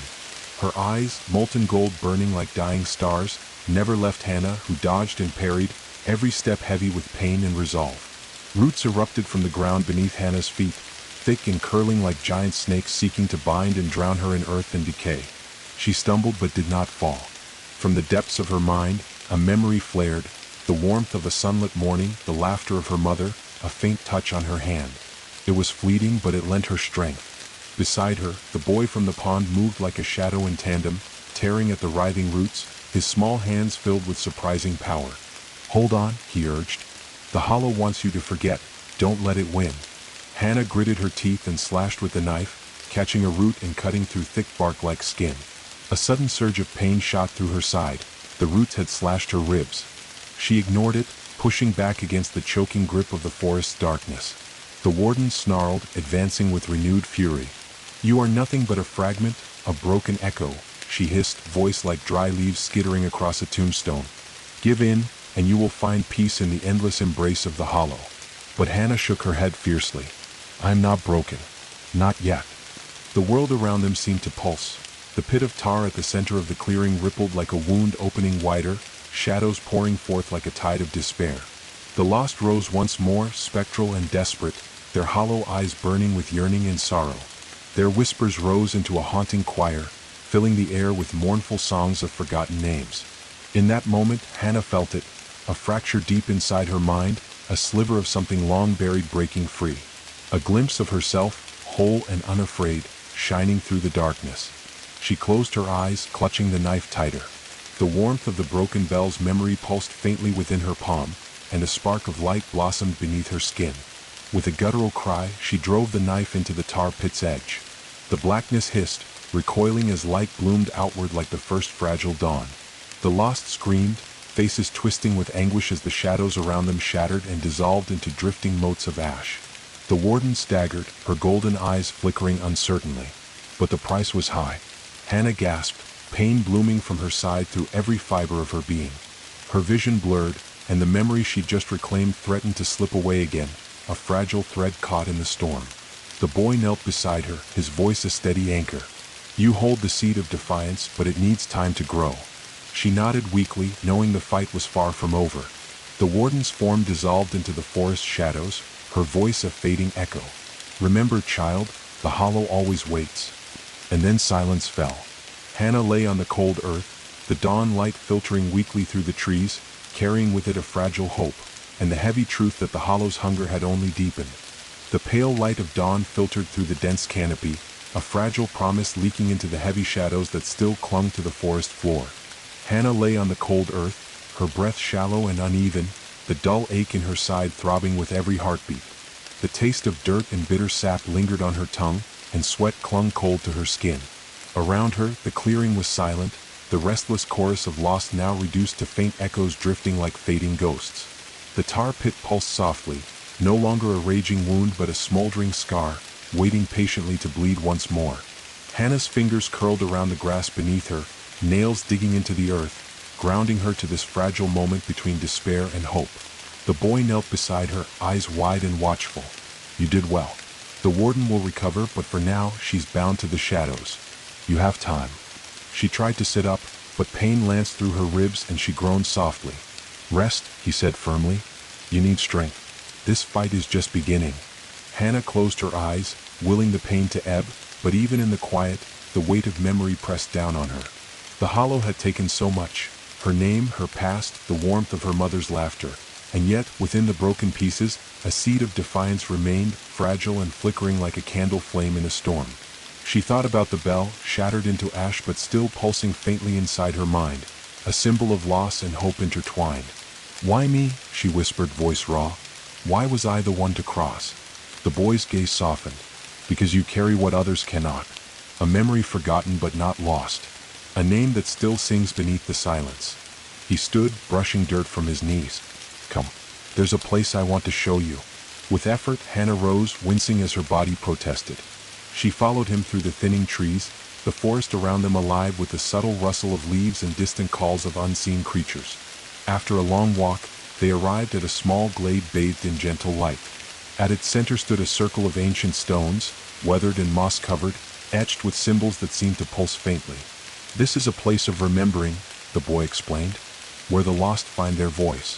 Hannah stepped into the circle, feeling a strange warmth seep into her bones. The air hummed softly, carrying whispers she couldn't quite grasp, fragments of songs, laughter, and tears woven together. She closed her eyes and reached deep into herself, searching for the memory the hollow had tried to steal. A flash, her mother's hands, weathered but strong, planting seeds in a garden bathed in sunlight. A breath, a lullaby sung softly in the dark, a promise of protection. A name, Hannah, whispered by the wind, carried in the rustle of leaves. Tears slipped down her cheeks as the memories flooded back, fragile but alive. The boy smiled gently. "You remember? And as long as you do, the hollow cannot consume you entirely." Hannah nodded, feeling the weight inside her shift, not gone, but balanced by the strength of what she had reclaimed. But even as hope stirred, a shadow flickered at the edge of the glade, a reminder that the hollow's hunger was never truly satisfied. The glade's quiet warmth wrapped around Hannah like a fragile shield, but even in the heart of this sacred circle, the forest held its secrets close, its shadows deep and watchful. She lingered there, breathing in the tangled scents of moss and earth, the faint echo of forgotten voices weaving through the stones like ghosts beneath the skin of the world. Beside her, the boy remained silent, his eyes fixed on the rim of the clearing, where the shadows seemed to ripple unnaturally, as if something was stirring just beyond the veil of light. "Who are you really?" Hannah asked softly, breaking the stillness. He hesitated, then answered with a voice that was both distant and tender. "I am the whisper you forgot, a fragment left behind when you crossed the breach. I am memory and I am warning." Her brow furrowed. "You're part of me?" He nodded. "A piece you lost, but one that watches and waits." The wind stirred suddenly, carrying with it a faint, eerie melody, a song woven from sorrow and promise, threading through the leaves like silk and barbed wire. Hannah's skin prickled. "Listen," the boy whispered. The song grew clearer, its notes fragile yet relentless, tugging at something buried deep within her. It was a voice she couldn't place, neither fully human nor entirely other. It sang of ancient roots and broken promises, of names erased and reclaimed in the endless twilight. "Who sings that?" she asked, voice trembling. "The hollow's whisperer," the boy replied. "A voice that calls to the lost, the broken, and the forgotten. It tries to pull them back into the darkness." A chill ran down Hannah's spine. The bell's phantom warmth flickered like a dying flame in her mind. The boy's gaze sharpened. You must be careful. The whisperer listens for the heartbeat of those who remember. It knows your fears. It waits for the moment you falter. Suddenly, from the edge of the glade, a figure emerged, cloaked in tattered shadows, face obscured beneath a hood woven from twigs and leaves. The song faltered, then stopped. The whisperer. Hannah's heart slammed against her ribs as the figure stepped forward, its movements fluid and unsettlingly calm. You remember, it said, voice smooth as silk and cold as stone. But memory is a double-edged blade, Hannah. It can save you or destroy you. Hannah stood her ground, the knife in her hand a pale echo of protection. What do you want? She demanded. The whisperer smiled, a slow, twisting curl of lips that revealed nothing but shadow. To show you the cost of remembrance, it replied. To offer a choice, surrender your past and find peace, or hold on to your memories and be consumed. The boy stepped forward, eyes blazing. Don't listen to it. The hollow's hunger is endless. It offers only despair. The whisperer's gaze flicked between them, a flicker of something ancient and terrible gleaming beneath the shadowed hood. But there is one path few dare to walk, it said, voice dropping to a whisper that seemed to echo inside Hannah's mind. The path of the Briar Gate, a door hidden in the forest's heart, where memory and shadow entwine. There you might find what you seek, or lose yourself forever. Hannah's breath caught. The boy's hand tightened on her arm. The Briar Gate is the final boundary. Few return once they cross. A silence fell over the glade, heavy and expectant. Hannah looked at the whisperer, then at the boy, then at the ancient stones beneath her feet. Her journey had led her here, to the edge of memory, to the cusp of shadow. And beyond lay the unknown. The forest outside the glade had shifted. The once familiar trail had dissolved into a labyrinth of twisting branches and thorny brambles that seemed to pulse with a sinister life of their own. Every step Hannah took felt like wading through a waking nightmare. Each thorn prick a whispered warning, each shadow a lurking promise of pain. The air grew heavy, thick with the scent of damp earth and something more elusive, the faint, coppery tang of blood. Beside her, the boy, the whisper of her own fractured memory, moved with uncanny certainty, his bare feet silent on the soft moss. Yet even his presence couldn't dispel the creeping dread that gripped her heart. Where are we going? She asked, her voice barely more than a breath. To the Briar Gate, he replied softly. The final boundary. The place where memory and shadow bleed together. The path narrowed, branches arching overhead like skeletal fingers, closing in until the sky was little more than a sliver of dull gray. Thorny vines curled and twisted, reaching out as if to snag her, drawing blood on her arms despite her careful movements. Hannah's fingers trembled, her grip tightening on the dull knife. Each scratch stung, each breath seemed to draw the forest deeper into her lungs. The boy glanced back at her, eyes flickering with a strange urgency. The Briar Gate isn't just a place, it's a test. A passage where you face what you've lost, what you fear, and what you might never reclaim. She swallowed hard. The memory of the warden's towering form and the whisperer's chilling offer churned in her mind. Surrender or be consumed. The choice echoed, but her heart refused to yield. The path led them to a sudden clearing, a stark contrast to the suffocating thorns. In the center stood a massive archway, twisted briars woven tightly into a gate, thorns sharp as needles glinting faintly in the dim light. Vines hung like curtains, swaying gently despite the still air. This is it, the boy said quietly. The Briar Gate. Beyond this lies what you seek, or your end. Hannah stepped closer, the hairs on her arms rising. The gate seemed alive, pulsing faintly as if breathing. She could almost hear whispered voices tangled in the thorns, echoes of memories she couldn't quite grasp. The boy placed a hand on the gate. To pass, you must face the fragments of your lost self. The memories the hollow tried to devour. Only by accepting them can you move forward. Her throat tightened. Images flashed through her mind. Faces half remembered, moments swallowed by shadow, the cold absence where her past should have been. She closed her eyes, heart pounding. The dull knife felt impossibly small, a fragile beacon in the oppressive darkness. A voice whispered, barely audible, carried on the wind, her own voice but fractured and distant. Remember. Hannah took a deep breath and stepped through the Briar Gate. The world twisted. The forest faded into swirling mist, shadows folding around her like a shroud. Time lost meaning as she was pulled into a realm between worlds, a shifting landscape of fragmented memories and broken reflections. She saw herself standing in a sunlit garden, hands dirty with soil, planting seeds that glowed faintly. Then the image fractured, splintering into shards that floated like broken glass. A child's laughter echoed, her mother's? A distant lullaby half forgotten. The warden's smile flickered, sharp and cruel, a shadow lurking beneath the surface. And then, darkness, cold and absolute. But beneath the black, a faint pulse, steady and sure. The seed of memory. Hannah's breath caught as the mist parted, revealing a figure waiting in the distance. Familiar and yet changed, the echo of herself, whole and unafraid. "Welcome," the figure said softly. "You have come far." The boy's voice echoed from behind her. "This is the last step." Hannah faced the reflection, the self she had lost, the peace she needed to reclaim. With a trembling hand, she reached out. The mist curled around Hannah like a living thing, cold and damp, yet strangely intoxicating. The figure before her, her reflection, stood bathed in a light that seemed to come from nowhere and everywhere at once. It was the self she had been before the hollow began to unravel her world, steady, whole, and unbroken. Yet, as she stared, she saw the faintest cracks on that face, fractures that hinted at secrets buried deep beneath a polished surface. The reflected Hannah's eyes met hers, calm and piercing. "You've come a long way," she said softly, voice echoing like a song half remembered. "But this is where the truth waits." 1,000 emotions swirled in Hannah's chest: hope, fear, grief, defiance. The weight of the memories she'd reclaimed and those still slipping away pressed heavy against her heart. This was the moment she had been drawn toward, the final reckoning within the Briar Gate. "Who are you?" Hannah asked, voice trembling despite herself. "I am you," the reflection replied, stepping closer. "And yet I am what you have lost. The part the hollow tried to consume. The memory you buried to survive." Hannah took a breath and looked inward, feeling the pulse of the broken bell shards still echoing in her mind. The hollow's hunger had taken so much, but the pieces she'd reclaimed flickered like embers beneath the darkness. "I remember," Hannah whispered, "but it's fragmented, broken." The reflection smiled, a soft curve tinged with sadness. "Memory is never perfect. It is a mosaic of light and shadow. You must piece it together, accept the fractures, the pain, and the love entwined."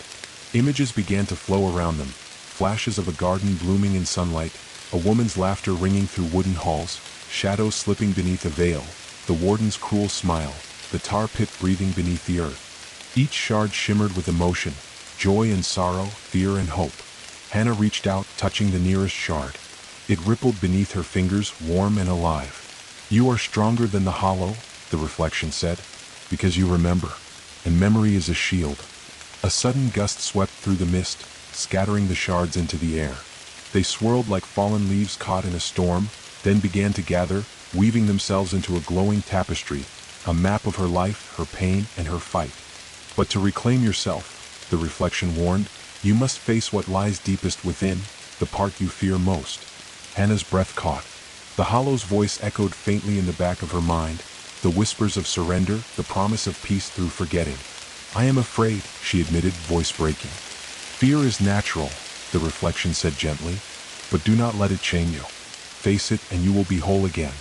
The mist thickened, shadows coalescing into a dark figure looming behind her reflection, the warden's silhouette, jagged and cruel. Hannah turned, heart pounding. The warden stepped forward, voice like a blade. "You think memory is your shield? It is your prison." Hannah squared her shoulders, the knife in her hand glowing faintly with the light of reclaimed memory. "No," she said firmly, "it's my salvation." The reflection smiled one last time, then faded into the swirling mist. Hannah faced the warden alone, standing on the edge of light and shadow, ready to confront the darkest part of herself. The clearing inside the Briar Gate seemed to pulse with a darkness deeper than the blackest night. The air was thick, suffused with a chilling stillness that pressed on Hannah's chest, each breath a labor against an invisible weight. Before her, the warden emerged fully from shadow, a towering figure woven from roots and bone, eyes blazing with a molten gold fire that seemed to burn not just the night but the very essence of hope. The knife in Hannah's trembling hand glowed faintly, its light a fragile beacon amidst the choking gloom. She could feel the pulse of the hollow beneath her feet, a slow, rhythmic heartbeat like the pulse of some slumbering beast waiting to devour what little light remained. The warden's voice was a rasping whisper, yet it carried the weight of centuries.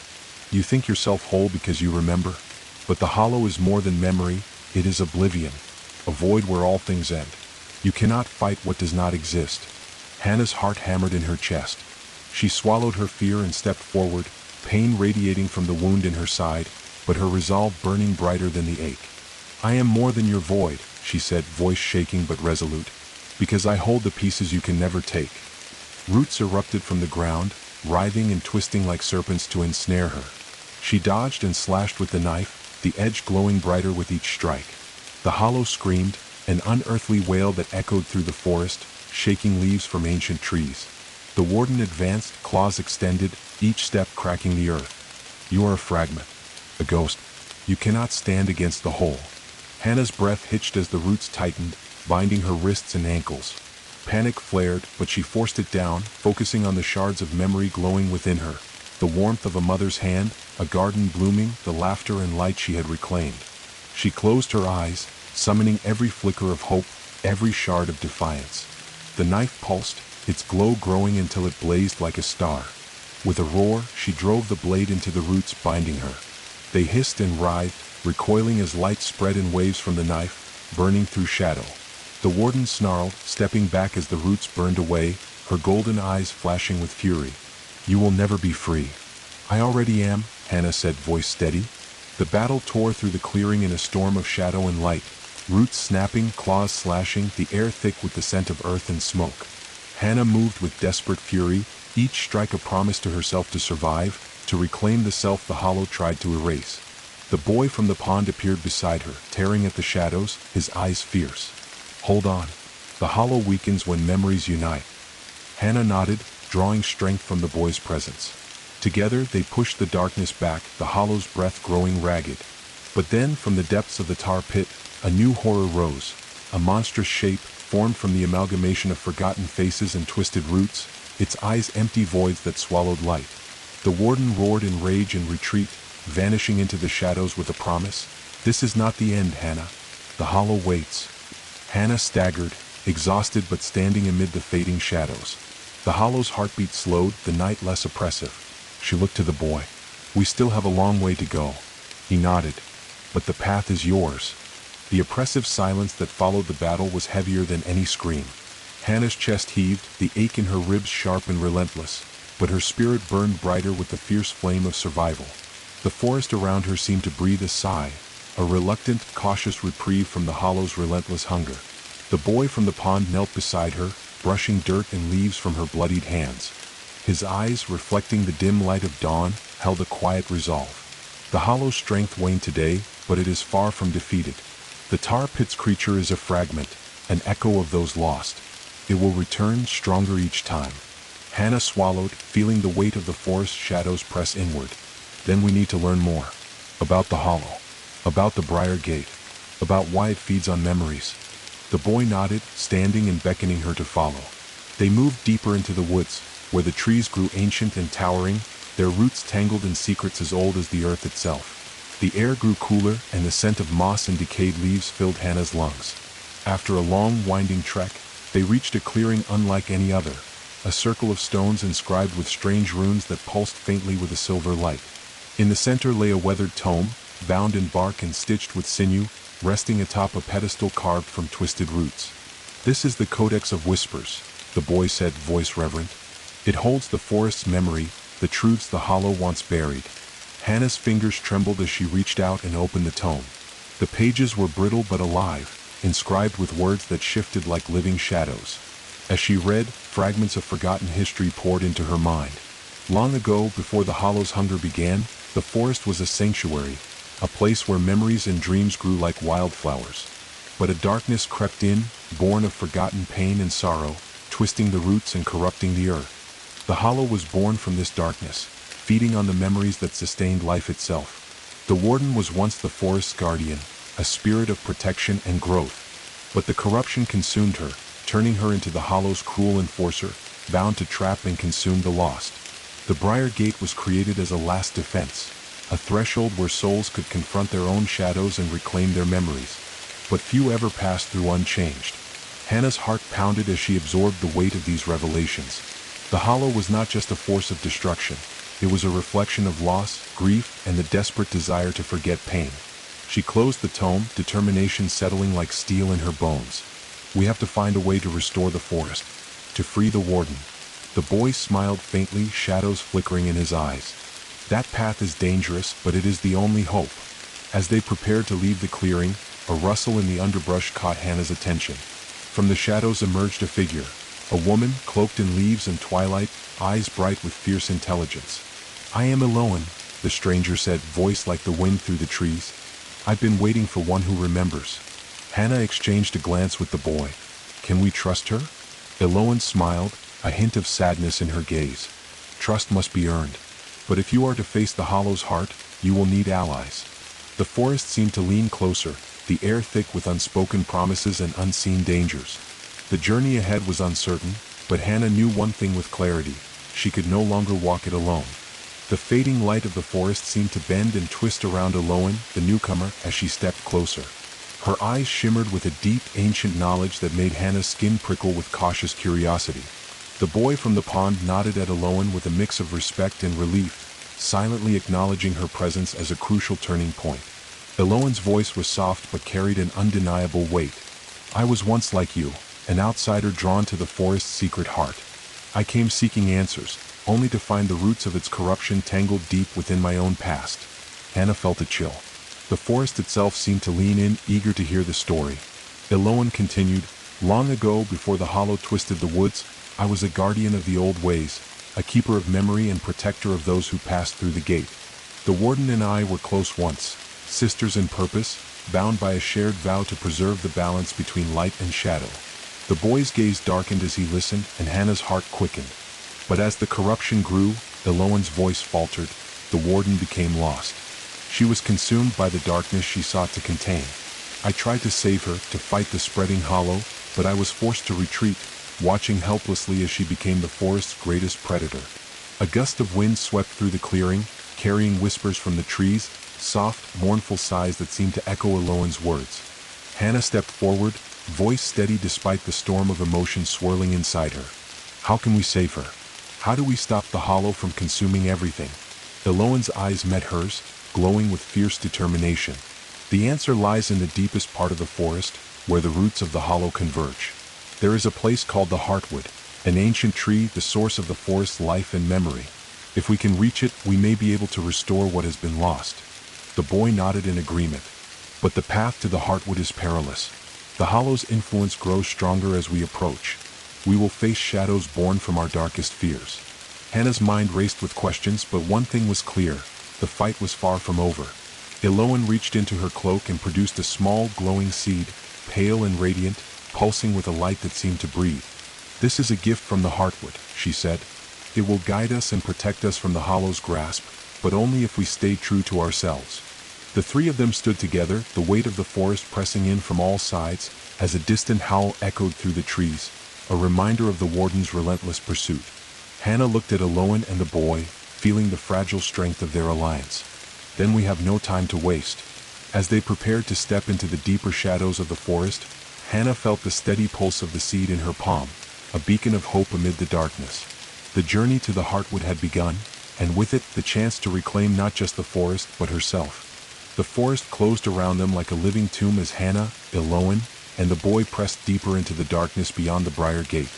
Every step felt heavier, the air thickening into a suffocating weight that seemed to press on their very souls. Above, twisted branches clawed at the dim sky, blotting out what little light dared to seep through.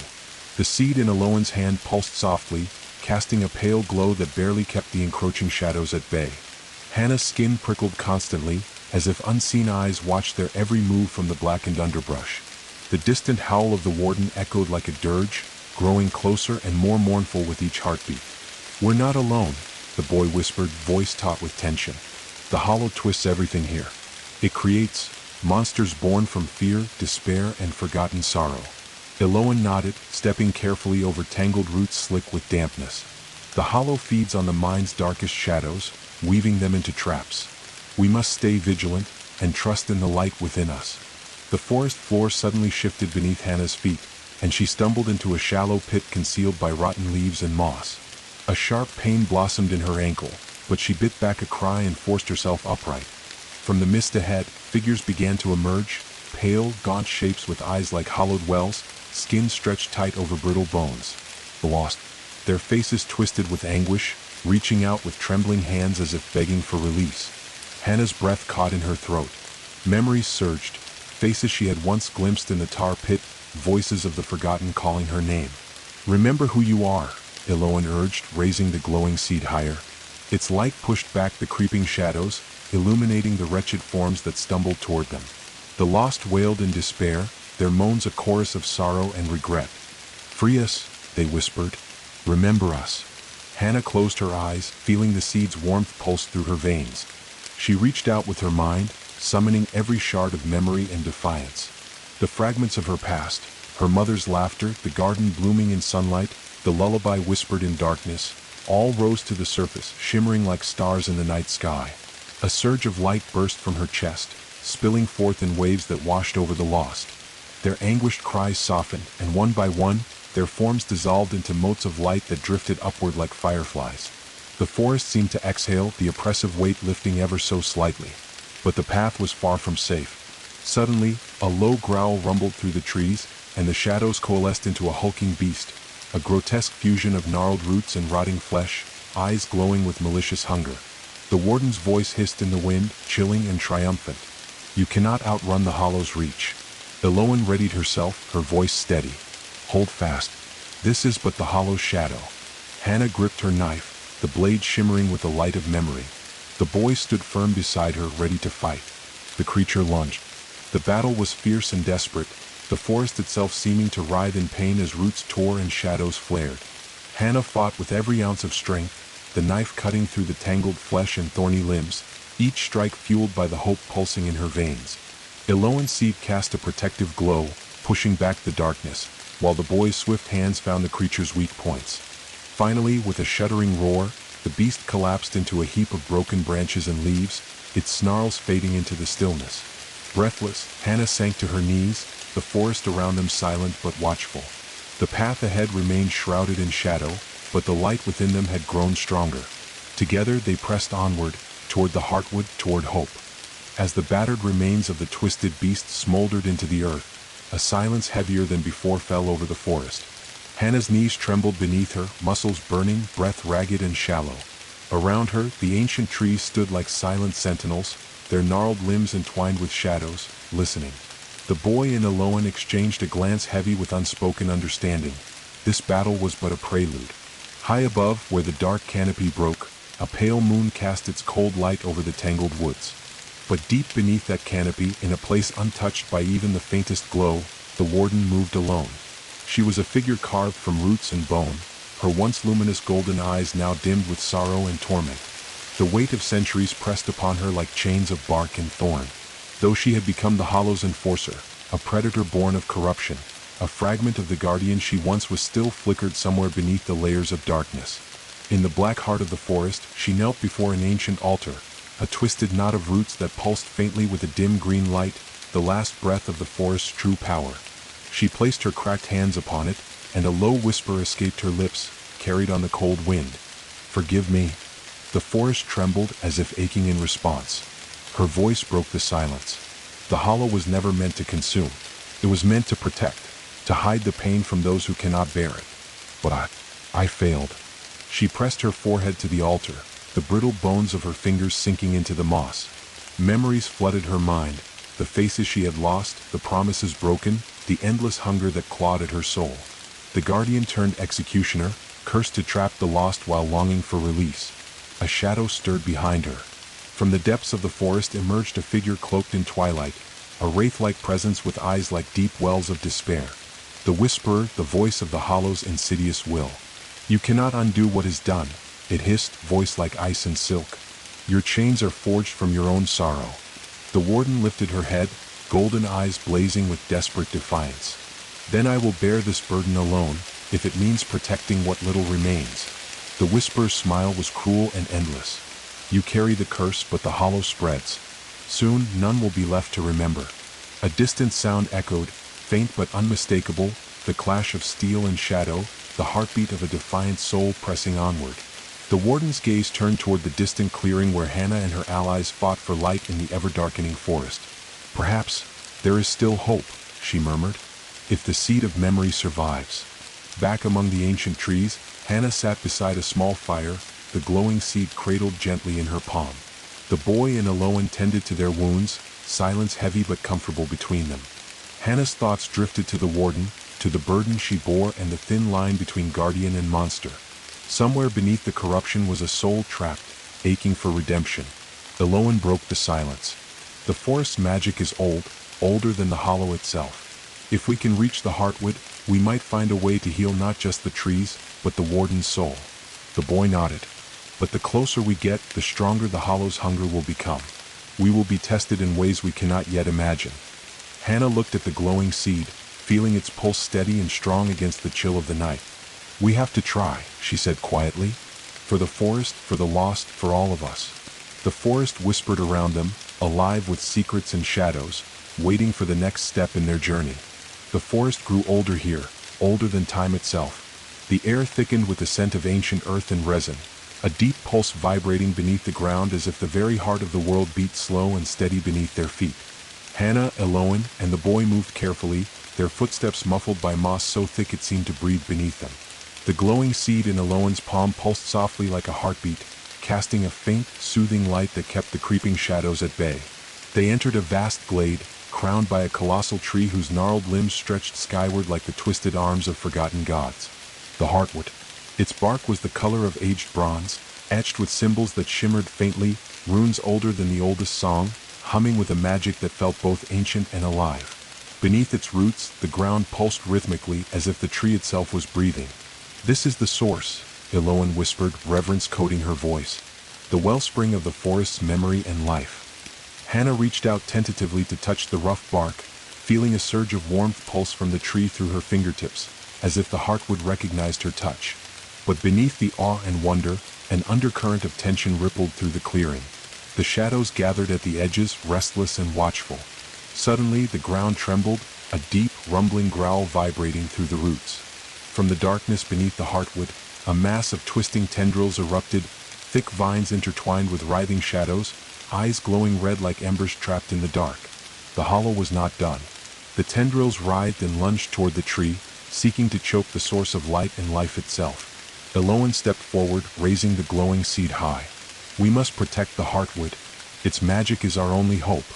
The boy drew a dagger forged from the silvered bark of elder trees, its blade gleaming with runes of power. "I will hold the shadows back." Hannah gripped her knife, its blade alive with the energy of reclaimed memories. "Then I'll stand with you both." The battle erupted beneath the ancient branches, a clash of light and darkness that shook the very soul of the forest. Tendrils lashed and twisted, trying to ensnare the heartwood, but Eloan's seed blazed like a beacon, burning away the shadowy vines. The boy's dagger cut through creeping darkness with practiced precision, while Hannah slashed and stabbed, fueled by the fierce determination to save what remained of the forest and herself. Amid the chaos, Hannah felt a presence, familiar and terrifying. The warden's silhouette appeared beyond the veil of shadow, her golden eyes blazing with conflicted fury. She moved like a storm of roots and bark, powerful and relentless, but her gaze flickered with doubt as she watched the trio fight to protect the heartwood. "You trespass," the warden's voice rumbled, low and thunderous. "This sacred place is bound to the hollow's will." Hannah met her eyes steadily. "It's bound to life too, and we will fight to reclaim it." The warden hesitated, the ancient pain beneath her ferocity briefly visible. The battle raged around them, light and shadow, memory and oblivion clashing beneath the heartwood's sprawling canopy. In that moment, Hannah understood. The forest, the hollow, the warden, all were bound together by the fragile thread of memory and loss. To save any one of them, she would have to confront the darkness within herself as fiercely as the darkness outside.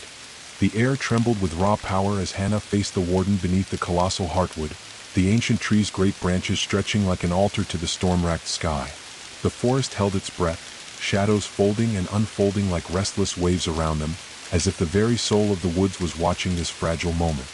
The warden's golden eyes blazed with a tempest of fury and sorrow. She was both monster and guardian, a broken reflection of what once was. Her voice, when she spoke, was a ragged echo, layered with anguish.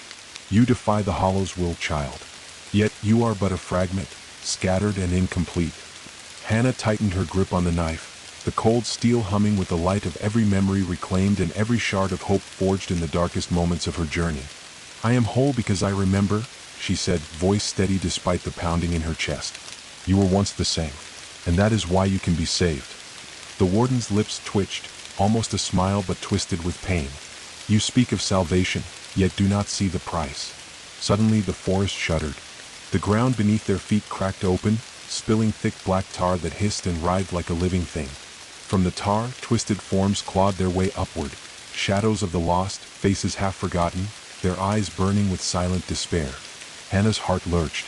The hollow's hunger had birthed these wretched echoes, souls trapped between worlds, consumed by pain and erasure. The warden extended her hands, and vines erupted from the earth, weaving a cage of roots and darkness to contain the rising tide.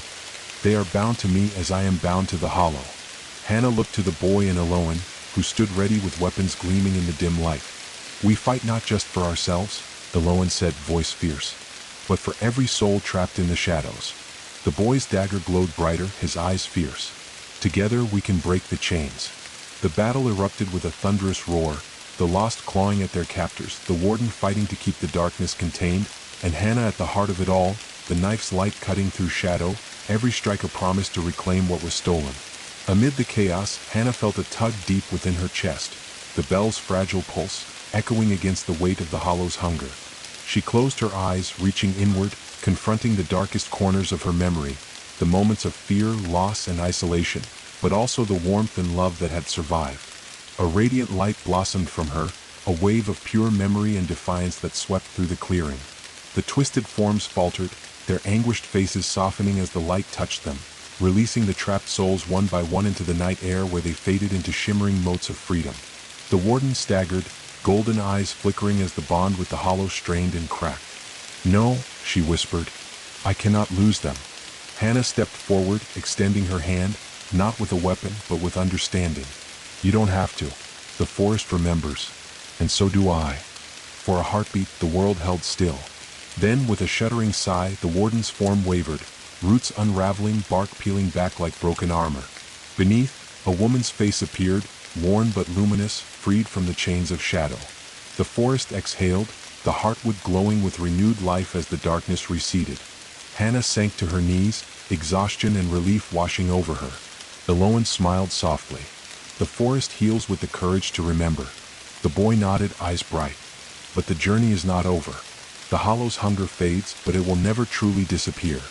Hannah looked up at the vast canopy, light spilling like dawn through the leaves.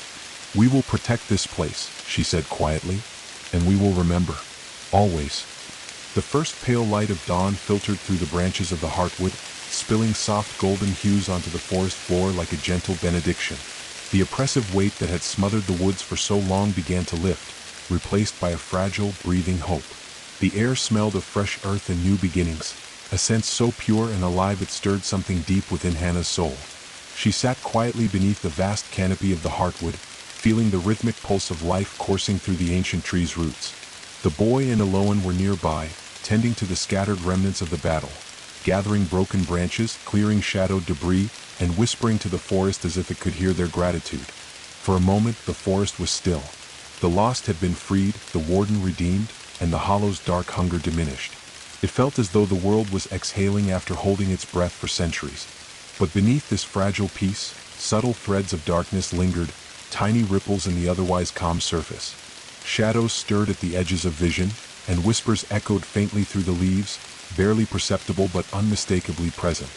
Hannah's gaze drifted toward the distant horizon, where the forest thinned and the sky stretched open. She understood that this victory, though profound, was but one chapter in an ongoing struggle. Eloan approached, her eyes reflecting the golden light of dawn and a shadow of quiet caution. The forest heals, yes, but the wounds run deep. The hollow's mark is not easily erased. The boy nodded in agreement. Its hunger lies dormant, waiting for the moment to awaken again.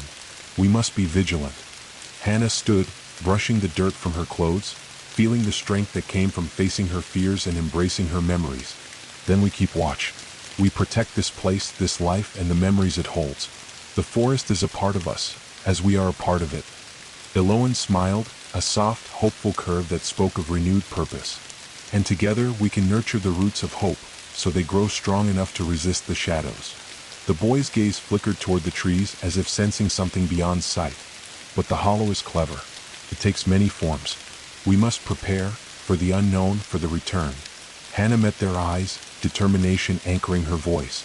Whatever comes, we will face it, because to forget is to lose ourselves. And we will never let that happen. The forest around them stirred anew, alive with whispered promises of growth and renewal. Birds sang cautiously from the branches, and delicate shoots of green pushed through the softened earth, tiny heralds of life emerging from the long night.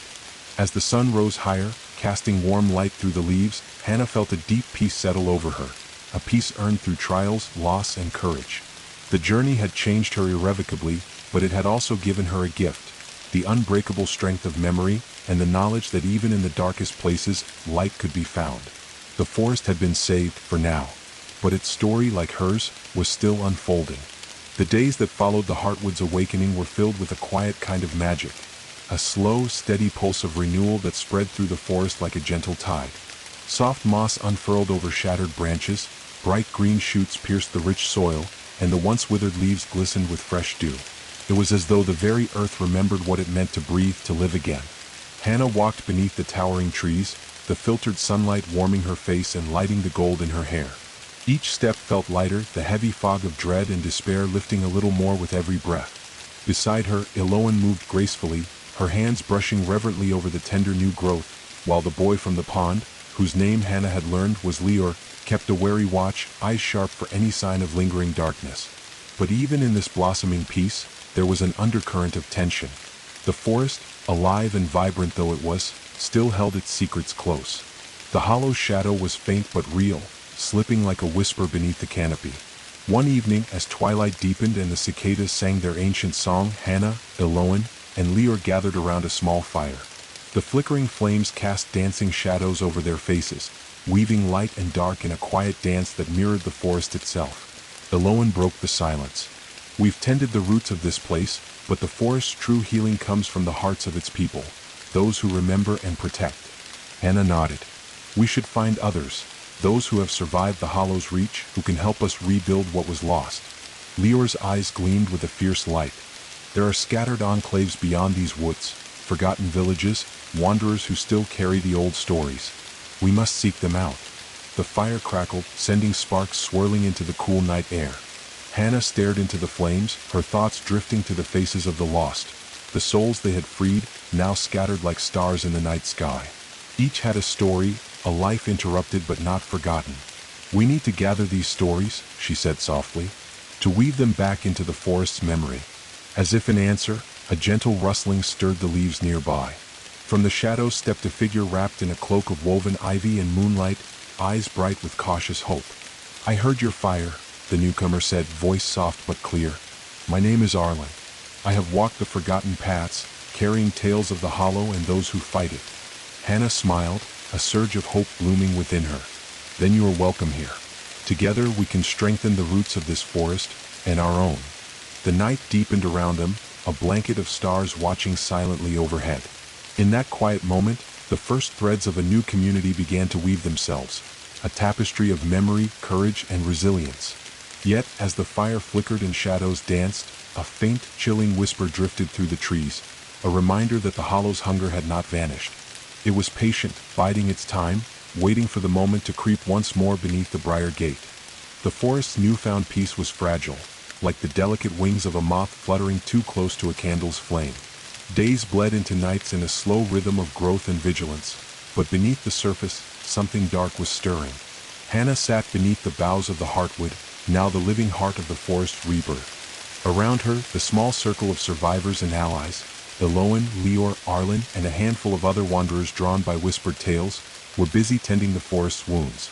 They planted seedlings infused with the forest's magic, sang songs old as time to coax life from the soil, and shared stories to weave a tapestry of shared memory and hope.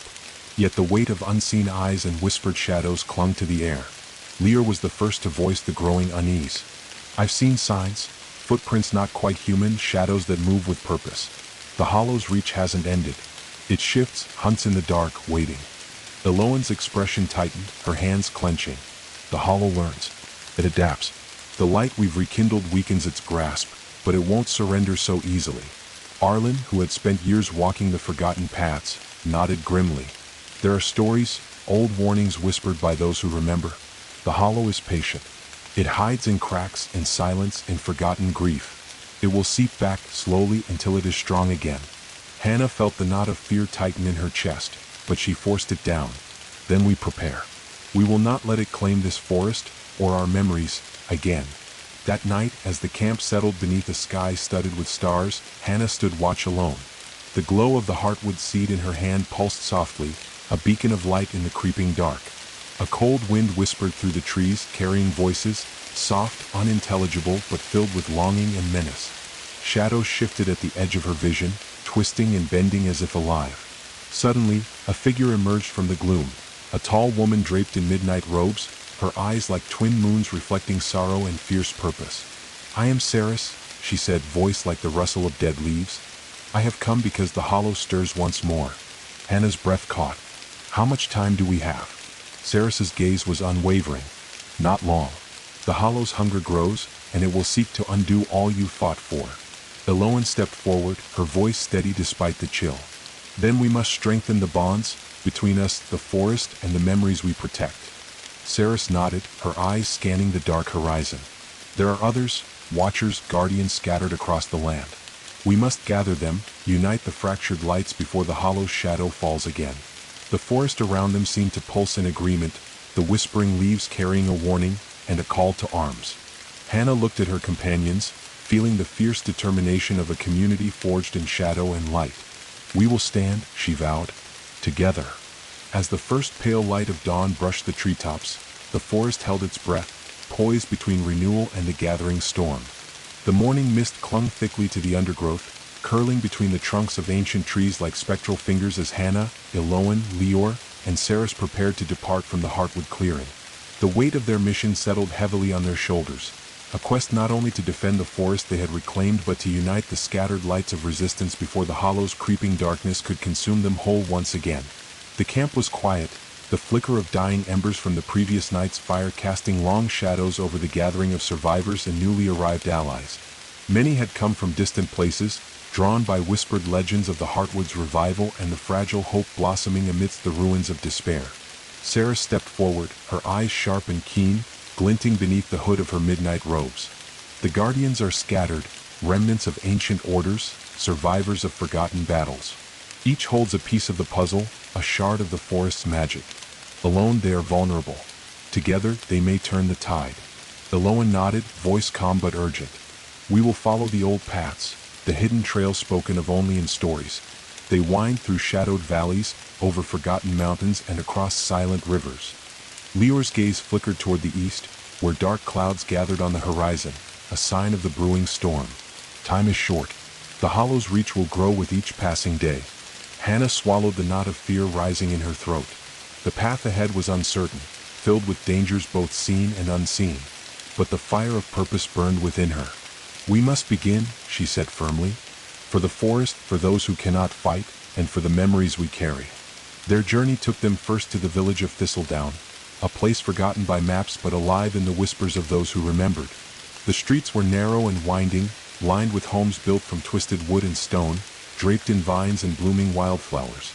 But beneath the beauty lurked a fragile tension, as if the villagers held their breath against an unseen threat. At the edge of the village they found their first guardian, a woman named Maris, whose eyes shone with a fierce wisdom. She was a healer and keeper of ancient lore, her hands gentle but strong. "You come with the seed of the Heartwood," Maris said, touching the glowing symbol embroidered on Eloan's cloak. "We have felt the forest's heartbeat quicken, but the hollow stalks these lands still." She led them to a hidden sanctuary beneath the roots of an enormous oak, a place where the air shimmered with protective enchantments. Here the first seeds of an alliance took root. As they gathered, marshaling their strength and sharing stories of loss, hope, and battle, news arrived of shadowed figures seen near the border of the forest. Creatures born of the hollow, their forms shifting and twisting with malevolent purpose. Night fell, and with it came a storm of whispers, a gathering darkness that threatened to undo the fragile peace. Hannah stood at the center of the circle, the knife still warm in her hand, the glowing seed pulsing steadily. Around her, the faces of new allies, guardians, survivors, and dreamers, reflected the flickering firelight. "We are more than memories," she declared.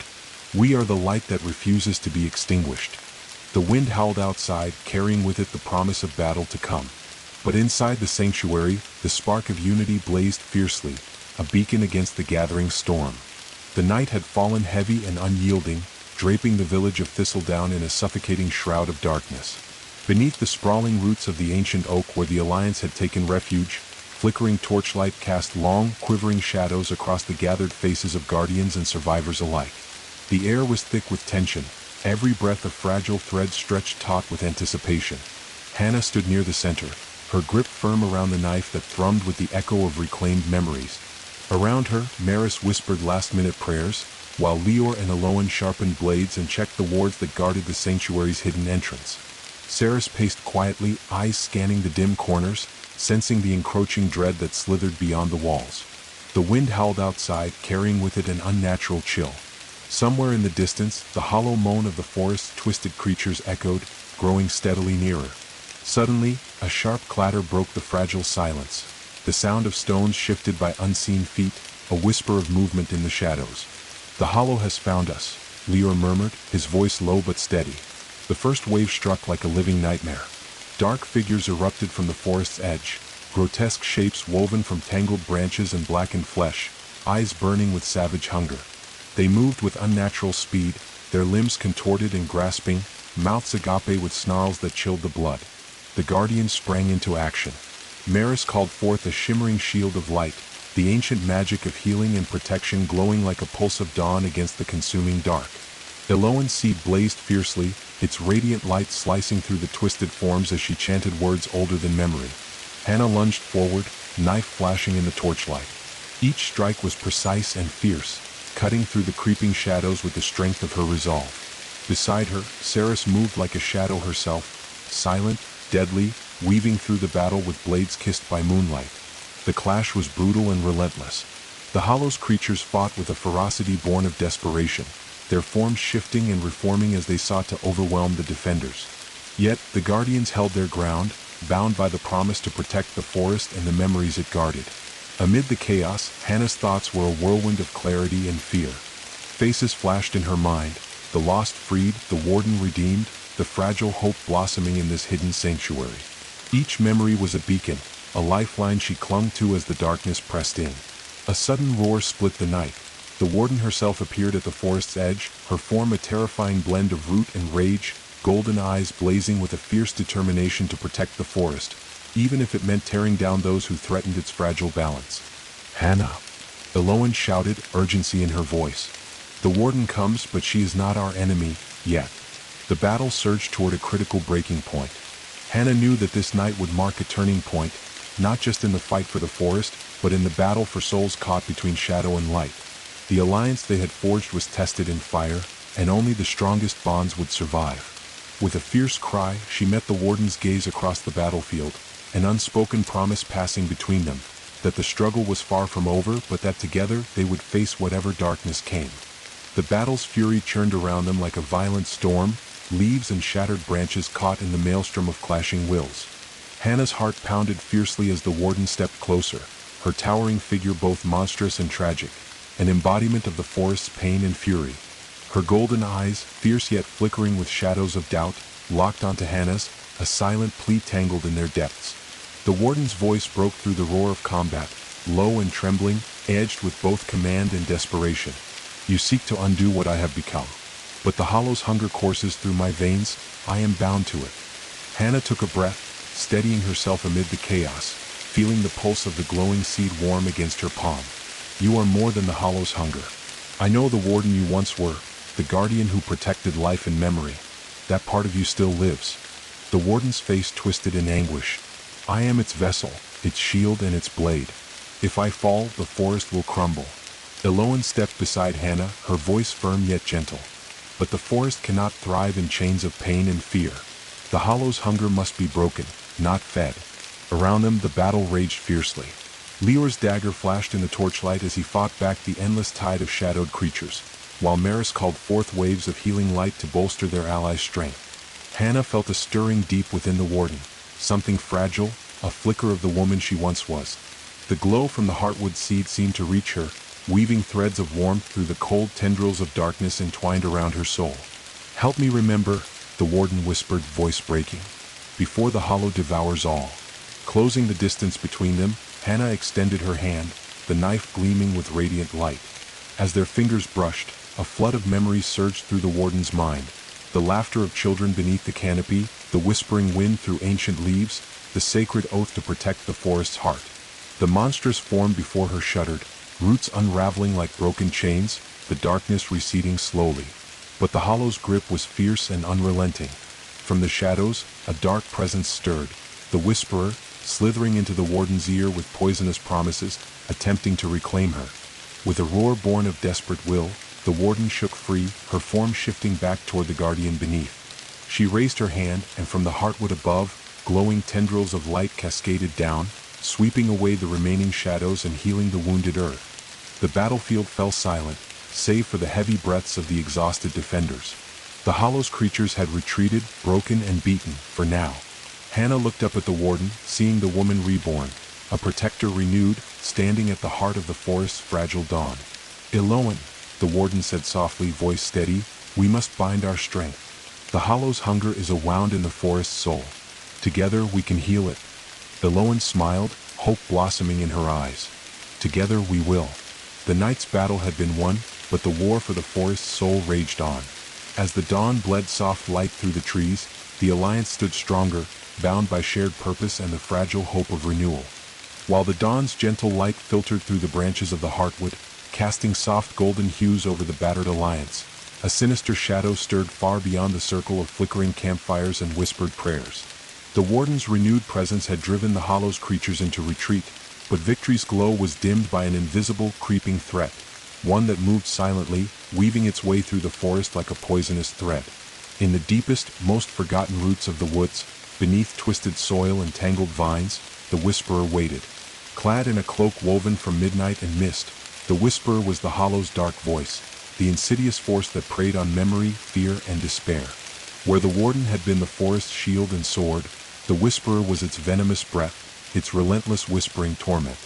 She slithered through the underbrush, her form shifting between shadow and mist, slipping past wards and barriers with uncanny ease.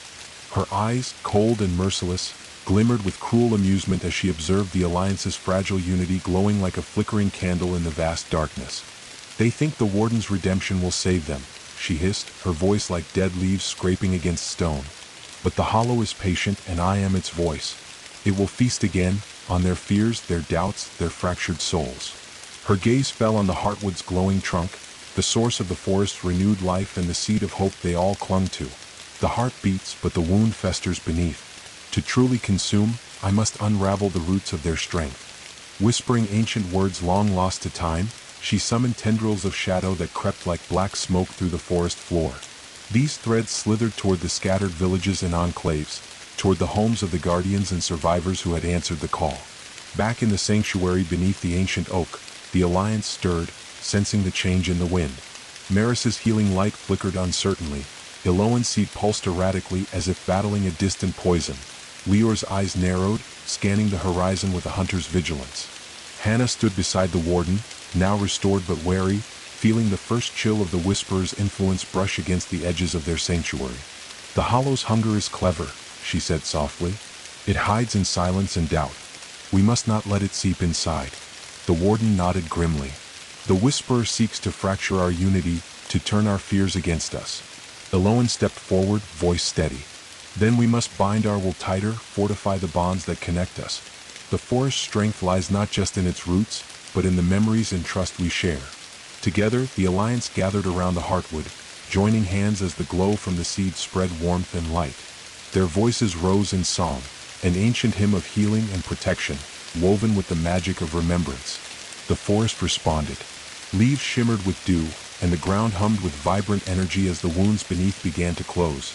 Though the whisperer's shadows recoiled, they whispered dark promises of return.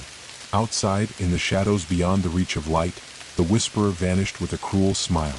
This is only the beginning, she whispered. The hollow's feast will come again, and next time, it will be hungrier than ever. As the alliance stood united beneath the heartwood's boughs, the battle for the forest's soul entered a new, darker phase. The whisperer's schemes would test their courage and their bond, threatening to unravel the fragile hope they had fought so hard to kindle. The days after the Whisperer's sinister departure weighed heavily on the Alliance. Beneath the heartwood's vast branches, the glow of the seed pulsed steadily, but the air was thick with unease. The forest's vibrant renewal masked a quiet desperation, an urgency to prepare for the darkness that now slithered unseen through their lands. Hannah paced the sanctuary's edge, the soft rustle of leaves beneath her boots the only sound accompanying her restless thoughts. The faces of her companions were etched with determination, but even the strongest among them carried the invisible scars of the recent assault. The Whisperer's poisonous shadow lingered like a chill that would not dissipate. "We need knowledge," Hannah finally spoke, breaking the heavy silence. "The Whisperer's power comes from old magics, ancient curses and forgotten rituals. We must find the lost tomes, the histories buried in places long abandoned. Only then can we hope to understand her and stop the Hollow for good." Eloan nodded solemnly. "There are legends, tales of a hidden library deep within the Valewood, where the oldest forest secrets are kept. But no one has returned from there in generations. The place is said to be cursed, haunted by spirits and traps." Leor's hand tightened around his dagger. "If the Hollow hunts us through shadows, then we must seek its root in knowledge." "I will go with you." Maris approached, her voice soft but firm. "I will come too. The healing arts and protective spells I carry may aid us in that dark place."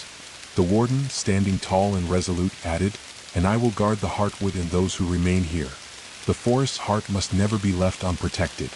Thus, a small group formed, united by hope and the desperate need for answers.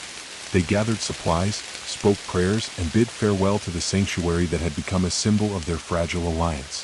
As they ventured beyond the familiar paths, the forest shifted around them, thickening and twisting into unfamiliar shapes, the light dimming beneath dense boughs that blocked the sun like a living roof. The Valewood was a place of whispered legends, an ancient woodland where time seemed to fray, where the veil between worlds thinned, and where forgotten magic pulsed beneath the roots. The air grew colder with each step, shadows lengthening unnaturally. Strange murmurs echoed through the trees, half-remembered voices caught in the wind. Every crack of a twig or flutter of wings set nerves on edge. After days of travel, they reached the edge of a glade bathed in eerie silver light. At its center stood a towering structure, a library grown from living wood and stone, its walls entwined with thorn and ivy, its windows dark and watching. The entrance yawned like the mouth of a beast, inviting and foreboding. Inside, the air was thick with dust and ancient power. Shelves carved from oak and yew groaned beneath the weight of countless volumes. Books bound in leather and bark, scrolls sealed with forgotten runes, and artifacts humming with latent magic. But the library was not empty. As they delved deeper, shadows stirred. Whispered warnings slid through the corridors, and the temperature dropped sharply. A presence watched, a guardian of knowledge twisted by sorrow and time, bound to protect secrets at any cost. Hannah felt the weight of eyes on her back as the air thickened with unseen menace. "We must be cautious," Eloan warned, her voice barely above a whisper. "The knowledge we seek is guarded not only by traps but by spirits who have forgotten the light." The group pressed on, their footsteps echoing through the vaulted halls. With every page turned and every secret uncovered, the truth of the Hollow and the Whisperer's origins began to unravel, but so too did the fabric of their own resolve. Outside, the forest waited, its fate entwined with the fragile hope they carried into the darkness. The air inside the ancient library was heavy with dust and the scent of decayed parchment, a palpable silence pressing in from every direction. Shelves towered like living sentinels, their crooked branches intertwined with brittle pages and bindings that bore the weight of countless forgotten stories. Hannah's footsteps echoed in the vast chamber, a hollow sound swallowed quickly by the cavernous shadows. Eloan's fingers traced a line of faintly glowing runes carved into the spine of a tome bound in twisted bark. These marks, they speak of a time when the forest was whole, before the Hollow's hunger took root. Leor, scanning the dim recesses with a wary gaze, shifted his grip on his dagger. "We're not alone. I feel eyes on us." Maris murmured an incantation, weaving a soft protective barrier that shimmered like morning mist. The faint glow revealed movement flickering between the shadows, ghostly shapes and whispering forms, remnants of spirits bound to the library's ancient magic. Suddenly, a low, mournful wail filled the air, rising and falling like the breath of the forest itself. From the depths emerged a figure, pale and translucent, draped in robes that shimmered with ethereal light. Her eyes were deep pools of sorrow, her voice a fragile echo. "I am Solara, keeper of the lost knowledge," she whispered. "You seek answers, but knowledge demands a price." Hannah stepped forward, meeting the spirit's gaze with steady resolve. We seek to stop the hollow's hunger, to protect the forest and all who dwell within it. Solara's eyes flickered with ancient pain. The hollow is a wound in the world's memory, born from betrayal and forgotten grief. The whisperer feeds on that sorrow, twisting it into darkness. Eloan unrolled a brittle scroll, its edges cracked and brittle. These texts speak of a ritual, one that can sever the hollow's root and bind the whisperer's voice. But the ritual is incomplete, Solara warned. Pieces are scattered, lost to time and shadow. To succeed, you must gather them and face the truths the hollow hides. As the group delved deeper into the labyrinthine stacks, the library seemed to pulse with the weight of its secrets. Doors creaked open to reveal rooms frozen in time, chambers filled with relics of ancient guardians, faded portraits watching silently, and shattered mirrors reflecting fractured memories. In one shadowed alcove, Hannah uncovered a journal, its pages yellowed and fragile. The script was barely legible, but the words cut through the silence like a knife. The whisperer was once a guardian like us, twisted by grief and betrayal. She seeks to reclaim what was lost by unmaking all that remains. To stop her, we must remember what was forgotten, and forgive what cannot be changed. A chill ran down Hannah's spine as she looked up, the weight of the forest's history settling heavily in her chest. The library was not just a vault of knowledge, it was a crucible of memory and pain. To wield its power, they would have to confront the darkest corners of their own souls. Outside, the wind whispered through the branches of the heartwood, carrying a silent warning. The hollow's hunger was patient, and the next steps would demand courage beyond all that had come before. The fragile glow of Maris's protective light flickered weakly against the oppressive darkness that clung to the endless rows of books and relics in the ancient library. Each step deeper into the maze-like halls seemed to thicken the air, making it harder to breathe, heaviness pressing down not just on their bodies, but on their very spirits. Hannah led the small group cautiously, clutching the brittle journal tightly, the weight of its revelation settling deep into her bones. "We must find the remaining pieces of the ritual," she whispered, "before the whisperer's darkness reaches them first." Lior's sharp eyes darted from shadow to shadow, muscles tense like a predator. "I don't like this place." The whisperer's minions could be lurking anywhere. Eloan nodded, her voice steady but low. "This library is as much a trap as it is a sanctuary. The spirits here protect the knowledge, but they are tormented, twisted by centuries of sorrow and neglect." Maris's lips moved silently, weaving soft spells of protection, her hands glowing faintly as she prepared to shield them against unseen forces. Suddenly, a cold breath swept through the chamber, a ripple in the air that set every nerve on edge. From the shadows, grotesque shapes materialized, their forms half seen and shifting. Wraith-like figures with hollow eyes and grasping hands, remnants of those consumed by the hollow's hunger, bound now to serve the whisperer. "Guard yourselves," Hannah hissed, raising the glowing knife. The blade sang as she swung, slicing through one of the advancing shadows, which dissipated with a low, agonized shriek. The minions surged forward, swirling like a dark storm. Lior darted between them, blades flashing with precision, cutting down each shadow with practiced skill. Eloan's seed flared with radiant light, burning away the creeping darkness with waves of pure energy. Maris chanted, sending pulses of healing and protection through the group. Despite their efforts, the shadows pressed in relentlessly, their cold touch draining warmth and hope. Hannah's breath came in sharp gasps as she parried a clawed strike, feeling the knife hum with a fierce power born of memory and defiance. She focused on the journal, recalling the ritual's fragments, a promise of binding darkness and restoring light. "We have to find the Chamber of Echoes," she shouted over the battle noise. "It's where the final piece is said to be hidden." With a surge of strength, the group pushed through the swarm, moving toward a distant door etched with glowing runes. The shadows lunged after them, but the protective spells held firm, pushing the darkness back inch by inch.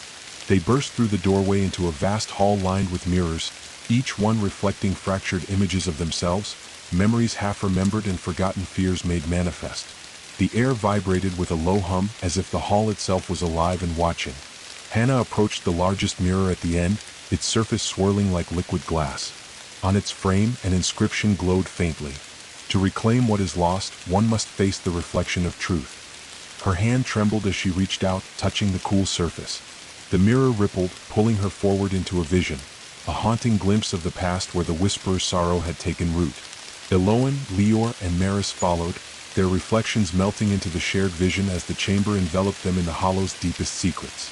Together, they stood at the edge of a memory long buried, the key to breaking the Whisperer's hold and healing the forest's wound. But the deeper they ventured, the more the hollow fought to keep its secrets, whispering lies and threats meant to fracture their unity and consume their courage. The chamber's mirrored walls seemed to breathe, the silvered surfaces shifting and swirling as if alive. Hannah's heart hammered fiercely in her chest, the cold, slick touch of the glass rippling beneath her fingers as she and her companions were pulled deeper into the vision held within. As the world blurred, they found themselves standing in a twisted forest of shadow and memory, where the air was thick with sorrow and forgotten grief. The trees bent unnaturally, their branches like clawed hands reaching out to snatch at the passing light. The ground beneath their feet felt unstable, like walking on fractured glass. A voice, soft, desperate, and layered with centuries of pain, echoed through the air. "I was once the guardian of this land," it whispered, "bound to protect, yet betrayed by those I loved. My sorrow became my prison, and the hollow's hunger was born." The voice belonged to the Whisperer, but here she was something more. Once a woman of light, twisted by loss and shadow. Images flashed like shards of broken glass. A sister lost to an ancient betrayal, a sacred vow shattered by fear and misunderstanding, a heart poisoned by grief that festered into the darkness now threatening the forest. Hannah felt the weight of it pressing into her mind, the temptation to surrender, to let the pain swallow her whole. The mirrors around them reflected not only the Whisperer's tragedy but the deepest fears and regrets of each of them. Lior's haunting memories of failure, Eloan's quiet doubts, Maris's lingering guilt for those she could not save. The forest of memory was a labyrinth designed to trap and break intruders.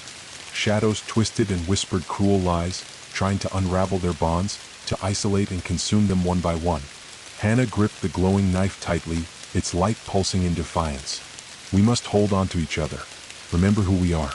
Our strength is not in forgetting the past, but in facing it, together." Eloan stepped forward, her voice steady despite the swirling darkness. "The ritual calls for forgiveness, not just of the Whisperer but of ourselves. Only then can we sever the hollow's root." Lior's gaze hardened, his dagger flashing as a shadow lunged. "Then we fight, not just the hollow but the despair it feeds on." Maris lifted her hands, weaving a spell of light and warmth that cut through the chilling mists. "We carry the light of those we've lost, and those we protect. We will not be broken." As they moved through the vision's shifting landscape, confronting the painful echoes of the past, the mirrored chamber pulsed with growing energy. Each truth they embraced weakened the hollow's grip, unraveling the threads of shadow that bound the Whisperer. Finally, at the heart of the labyrinth, they found an ancient altar carved from stone and root. Upon it lay the final piece of the ritual, a crystal pendant glowing with pure, clear light. Hannah reached out, feeling the pendant's warmth seep into her skin, a promise of healing and redemption. But as she lifted it, a last, desperate shadow surged forward, the Whisperer's essence twisted and furious, striving to reclaim what was slipping beyond her grasp. The battle was fierce, not just of blades and magic but of wills and hearts. The group stood firm, united by the memories they cherished and the hope they refused to abandon. With a final surge of light, Hannah plunged the pendant into the heart of the glowing seed she carried. A brilliant radiance exploded, washing through the vision and spilling back into the library. The mirrored walls shattered, releasing them from the hollow's grasp. Breathing heavily, the group found themselves once again beneath the ancient oak, the ritual's power pulsing through the forest like a heartbeat renewed. Outside, the wind whispered gently through the leaves, a promise that while the hollow's hunger was vast, the light of memory and courage was stronger. The heavy weight of the library's silence lifted as the shattered mirrors dissolved into drifting motes of light, slowly fading into the breath of the forest beyond. Hannah blinked against the sudden brightness that filled the chamber, a warmth seeping into her bones as the crystal pendant's radiance spread through the glowing seed she held. The heartwood pulsed in harmony, its ancient power rekindled with a fierce, steady heartbeat. Around her, Eloan, Lior, and Maris breathed heavily, their faces etched with relief and exhaustion. The dark fog of despair and shadow that had clung to the Valewood's depths began to dissipate, replaced by a clear, invigorating light that spread outward like the dawn chasing away night. The warden stood at the threshold of the sanctuary, her golden eyes gleaming with renewed strength. The heavy burden of the hollow's hunger, once a weight that threatened to crush her spirit, now seemed tempered by the ritual's power. "The forest feels alive again," she murmured, stepping forward with cautious grace. "The roots are healing and the whispers of shadow grow faint." Hannah nodded, a quiet smile touching her lips. The Whisperer's hold is broken, but we cannot let our guard down. The Hollow's hunger is ancient, it will seek new ways to return. Maris moved among the gathered alliance, her hands glowing with soothing light as she tended wounds both physical and unseen. This ritual has given the forest a second chance, but its true strength lies in the unity we have forged. Lior scanned the horizon, the muscles in his jaw clenched tight. The Hollow may retreat, but it will not disappear. We must remain vigilant. Eloan placed a hand on Hannah's shoulder, her eyes shining with quiet resolve.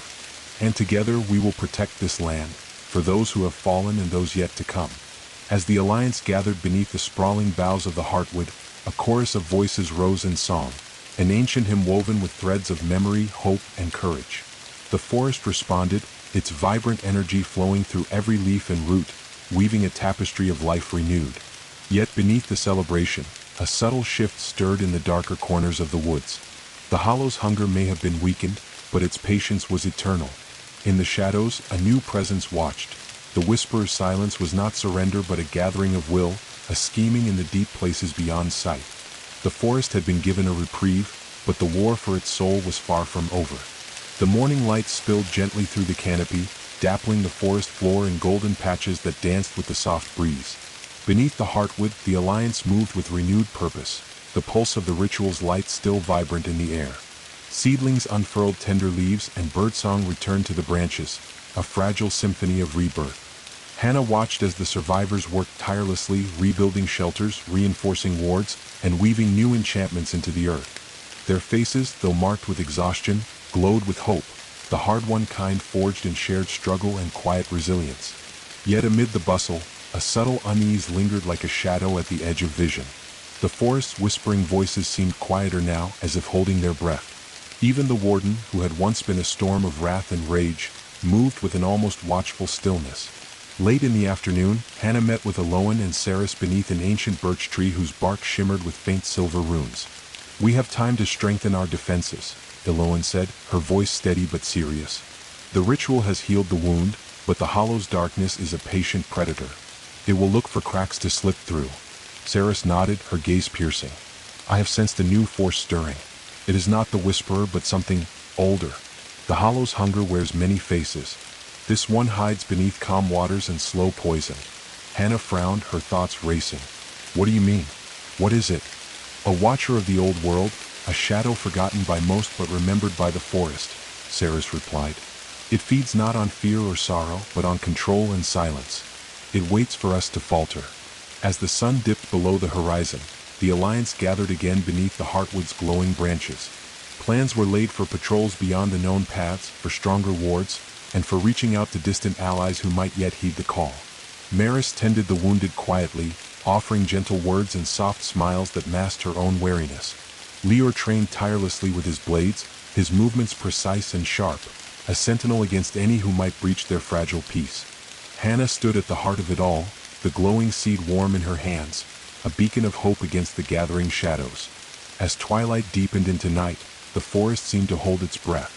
Somewhere in the dark, the new presence watched and waited, a silent storm gathering strength. The quiet before the storm stretched endlessly, fragile and tense, while the alliance prepared for the trials yet to come.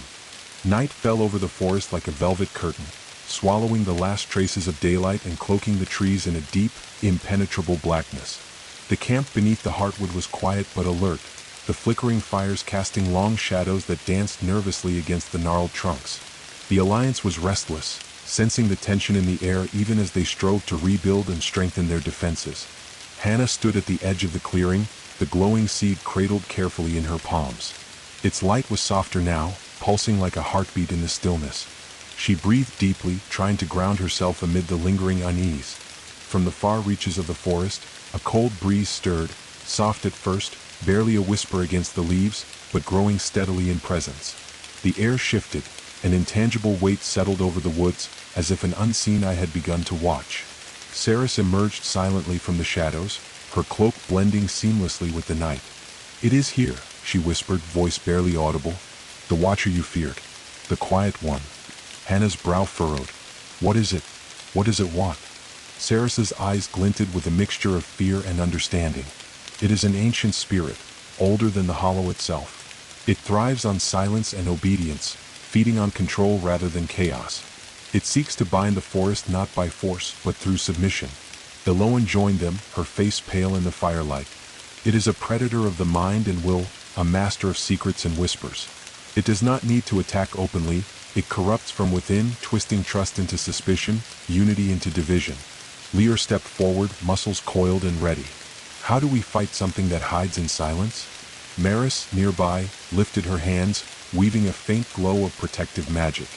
With light and truth, we must keep our bonds strong, our voices loud. Only by standing together can we resist the Quiet One's pull. As they spoke, the forest itself seemed to respond, the leaves rustling in warning, the animals silent as if listening to a distant call. Suddenly, a sharp crack echoed through the trees. Hannah spun, heart pounding, as a dark figure slipped through the shadows, moving like liquid night.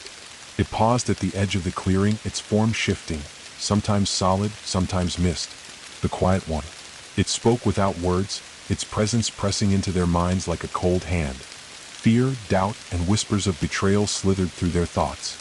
Who among you will break the circle? Who carries secrets they dare not share? The silence between its words was deafening, a void that sucked at their resolve. Hannah tightened her grip on the seed, its warmth a beacon against the rising cold. We are bound by memory and trust. Your silence will not unravel us. The Quiet One's form flickered, and it vanished like smoke drifting on the wind, leaving behind a chill that lingered deep in their bones. The alliance gathered close, voices raised in song and prayer, their strength renewed by shared purpose. They knew the battle ahead would not be fought only with steel or magic, but with unbreakable unity and clarity of heart. The forest held its breath once more. The Watcher was patient, but the alliance was vigilant. The dawn broke slow and gray over the forest, muted by a heavy mist that clung to the trees like a shroud. Beneath the heartwood's sprawling branches, the alliance gathered in tense silence. The encounter with the Quiet One had shaken them deeply, not just with fear, but with a creeping uncertainty that slithered beneath their skin. Hannah stood before the circle, the glowing seed cradled carefully in her palms. Its light was steady but faint, as though struggling to pierce the dense fog of doubt that had begun to settle over their hearts. We cannot wait for the Quiet One to spread its poison unchecked, Hannah said firmly, voice cutting through the silence. We must find where its corruption takes root, the source of its influence, and sever it before it fractures us. Eloan nodded, her eyes steady despite the weight of the task ahead. The corruption spreads like tangled vines. It seeps into the minds and hearts of those it touches, turning friendship into suspicion, courage into fear. Leor's fingers curled around the hilt of his dagger. Then we hunt it down, find its source, and cut it out. Maris placed a hand on Hannah's arm, her gaze warm but worried. But be cautious. The Quiet One's power is subtle. It strikes not with brute force but with whispers and shadows. We must guard our own hearts as fiercely as the forest itself. Together, they prepared for the mission ahead, gathering charms of protection and potions of clarity, weaving spells that would shield their minds from the creeping corruption. Their unity was their greatest weapon, forged through shared trials and tempered by unyielding trust. As they ventured beyond the sanctuary's light, the forest closed around them like a living maze. The mist thickened, swallowing familiar landmarks and twisting the paths beneath their feet. The air was heavy with silence, the kind that pressed on the soul and whispered doubts in the stillness. Hours passed as they navigated the tangled woods, until they came upon a hollow deep beneath an ancient willow. Its roots writhed like serpents, and a faint blackness seeped from the earth, the pulse of corruption spreading unseen. Hannah felt the seed's warmth dim as shadows pressed in, the Quiet One's presence thick and suffocating. The group formed a circle, their hands linked, voices rising in a chant of protection and truth, weaving a tapestry of light against the encroaching dark. But the Quiet One was relentless. From the shadows emerged twisted forms, figures warped by the corruption, their faces masked in sorrow and rage. They lunged with desperate fury, claws raking the air, eyes hollow and pleading. The battle was brutal, not just against the creatures without, but against the creeping doubts within. Whispers slithered into their minds, sowing seeds of mistrust, fracturing thoughts, and testing the bonds that held them together. Hannah's knife glowed fiercely, cutting through the shadows as her voice rang clear. Hold fast. Remember who you fight for. Our strength is in our unity. Eloan's light flared bright, washing over their attackers and burning away the twisted shadows. Leor fought with precision, defending their backs and striking down any who broke through. Maris chanted words of healing and clarity, her magic a shield against the poison of doubt. Step by step, they pushed deeper into the hollow, until at its center lay a pulsating black heart, the source of the Quiet One's corruption, feeding on fear and silence. Hannah stepped forward, holding the glowing seed high. As its light washed over the dark heart, tendrils of shadow writhed and recoiled, screaming in silent agony. With a final, shattering burst, the corruption shattered, dissolving into mist and whispering winds that scattered through the forest. Exhausted but triumphant, the group stood together beneath the ancient willow's branches, the air clearing and the forest breathing freely once more. They knew the battle was far from over, the hollow's hunger was patient and cunning, but their bonds had been tested and proven unbreakable. Together they would face whatever darkness came next. The journey back to the Heartwood Sanctuary was heavy with the silence of exhaustion and cautious relief. The forest seemed to breathe with them, its ancient roots exhaling fresh life where the corruption had once taken hold. Yet beneath the soft rustling of leaves and distant bird calls, an undercurrent of tension rippled, a subtle, almost imperceptible shift in the air that set nerves on edge. Hannah led the group along the worn path, the glowing seed still warm in her hands, a beacon of their recent triumph. Eloan walked beside her, eyes scanning the shadows as if expecting the darkness to spring forth once more. Leor and Maris brought up the rear, alert and steady despite the weariness that tugged at their limbs. As the sanctuary's familiar outline emerged through the trees, a sense of homecoming settled briefly over the group. The Heartwood's massive branches stretched wide, the trunk glowing softly with the light of the ritual, casting long, protective shadows across the forest floor. Yet not all who awaited them wore the relief they had hoped for. Sarah stood near the gathering, her usually composed features drawn tight with concern. Her gaze followed the returning group as they approached. "We must speak," she said quietly as they reached her side. Hannah's brow furrowed. "What troubles you?" Sarah hesitated, then lowered her voice. "While you battled the corruption, I uncovered troubling signs within the sanctuary itself. Whispers, subtle manipulations, as if someone seeks to weaken us from within." Eloan's eyes widened. "A threat inside our walls?" Leor's hand instinctively moved to his dagger. "Who would betray us now? After all we've endured." Maris's face paled. "We cannot afford division, not now." Hannah's mind raced. The idea of betrayal was a blade twisting deep in her heart. "Show me," she said firmly. Saris led them to a secluded grove near the sanctuary's edge, where the soft glow of magical wards flickered uncertainly. There, woven into the earth itself, were faint traces of a dark influence, subtle but persistent threads of shadow and deception. Hannah knelt, reaching out with her senses to unravel the tangled weave. As she probed deeper, a sudden jolt of cold swept through her, a whisper in her mind, a voice almost familiar but twisted with malice. "Trust no one," it hissed. "The hollow's hunger is hunger within." She jerked back, heart pounding, as the presence fled into the shadows. Eloan placed a steadying hand on Hannah's shoulder. "We must root out this poison before it spreads." The Alliance gathered urgently, their voices low but fierce as they vowed to uncover the traitor before more damage could be done. Suspicion began to weave its own dangerous web, threatening to unravel the trust they had fought so hard to build. Hannah's gaze hardened with resolve. "We stand united no matter what. The hollow may hunger for our forest, but it will not consume our hearts." As the moon rose high and silvered the ancient trees, the Alliance prepared to face the most insidious battle yet, the shadows within. The sanctuary felt different now, quieter, heavier, as if the very air was burdened by unspoken fears. The glow of the Heartwood flickered uncertainly beneath the moon's pale light, casting long, wavering shadows across the worn stone paths. The Alliance gathered in a tense circle, faces drawn and eyes sharp, each aware that the greatest threat they faced was no longer the creeping darkness without, but the creeping doubt within. Hannah stood at the center, the glowing seed cradled carefully in her hands. Her gaze swept over the faces around her, searching for cracks in their resolve, searching for the source of the poison that had wormed its way into their midst. "We've faced monsters and darkness before," she said quietly, voice steady despite the weight of suspicion hanging thick in the air. "Now we face a different kind of enemy, one who wears the mask of a friend." Eloan's fingers tightened around her staff, her usual calm replaced by fierce determination. "We must uncover the truth before it's too late. This betrayal could undo everything we've fought for." Leor paced the perimeter, ever vigilant. "I will watch every shadow, every corner. No one will slip by unnoticed." Maris sat with a heavy sigh, her hands folded in her lap. But how do we know who to trust, when every whisper could be a lie? Saris, silent until now, stepped forward, her eyes sharp and unblinking. We look for what doesn't fit, patterns in the chaos. Subtle shifts in behavior, contradictions in words and deeds. The quiet one's corruption is cunning. It uses doubt as a blade. The group spread out, each member beginning their search for the traitor hidden among them. They questioned each other with careful words, probing for inconsistencies, testing loyalties and watching reactions. Days passed with little to show but growing tension. Every glance held suspicion, every silence carried weight.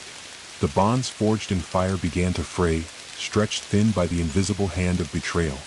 Hannah found herself alone beneath the heartwood one night, the glowing seed's light dim but steady.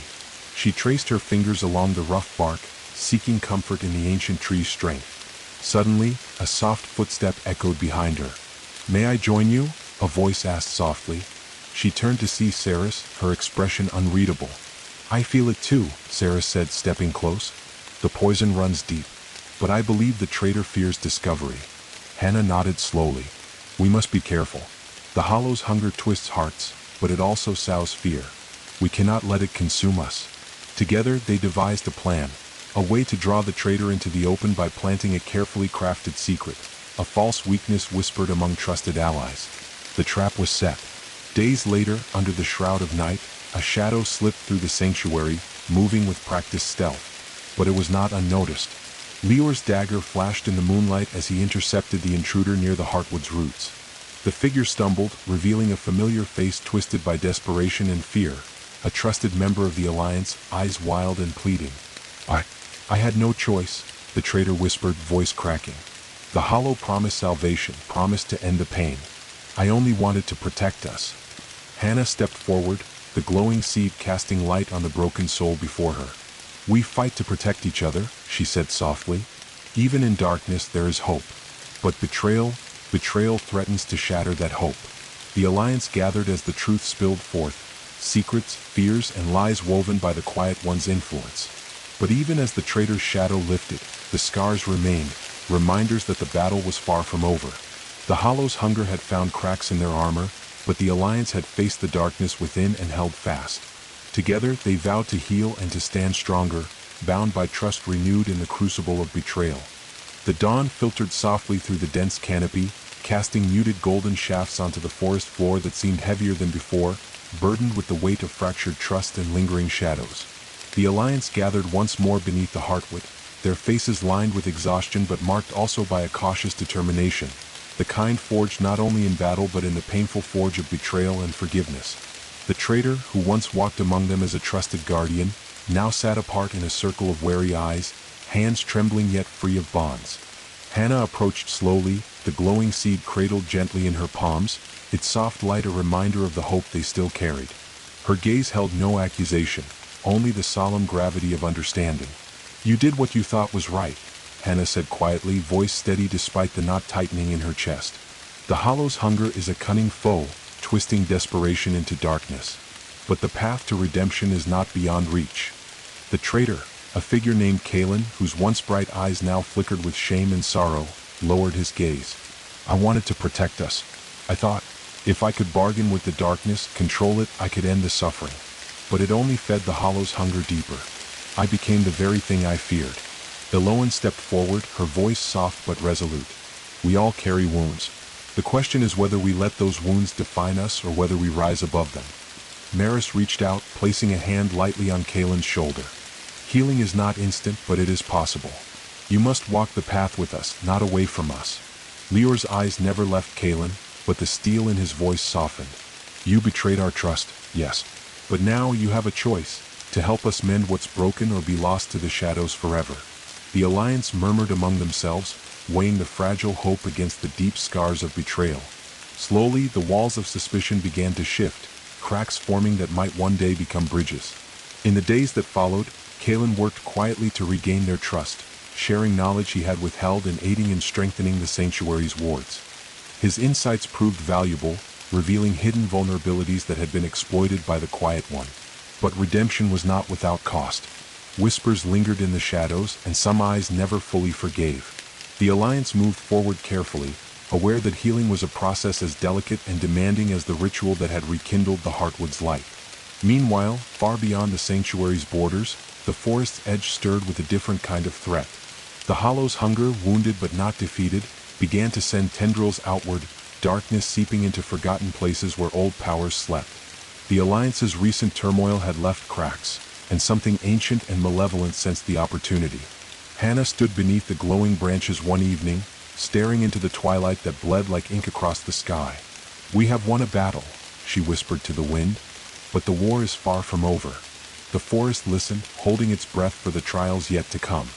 The sanctuary hummed with a cautious vitality, but far beyond its protective glow, the forest darkened once more.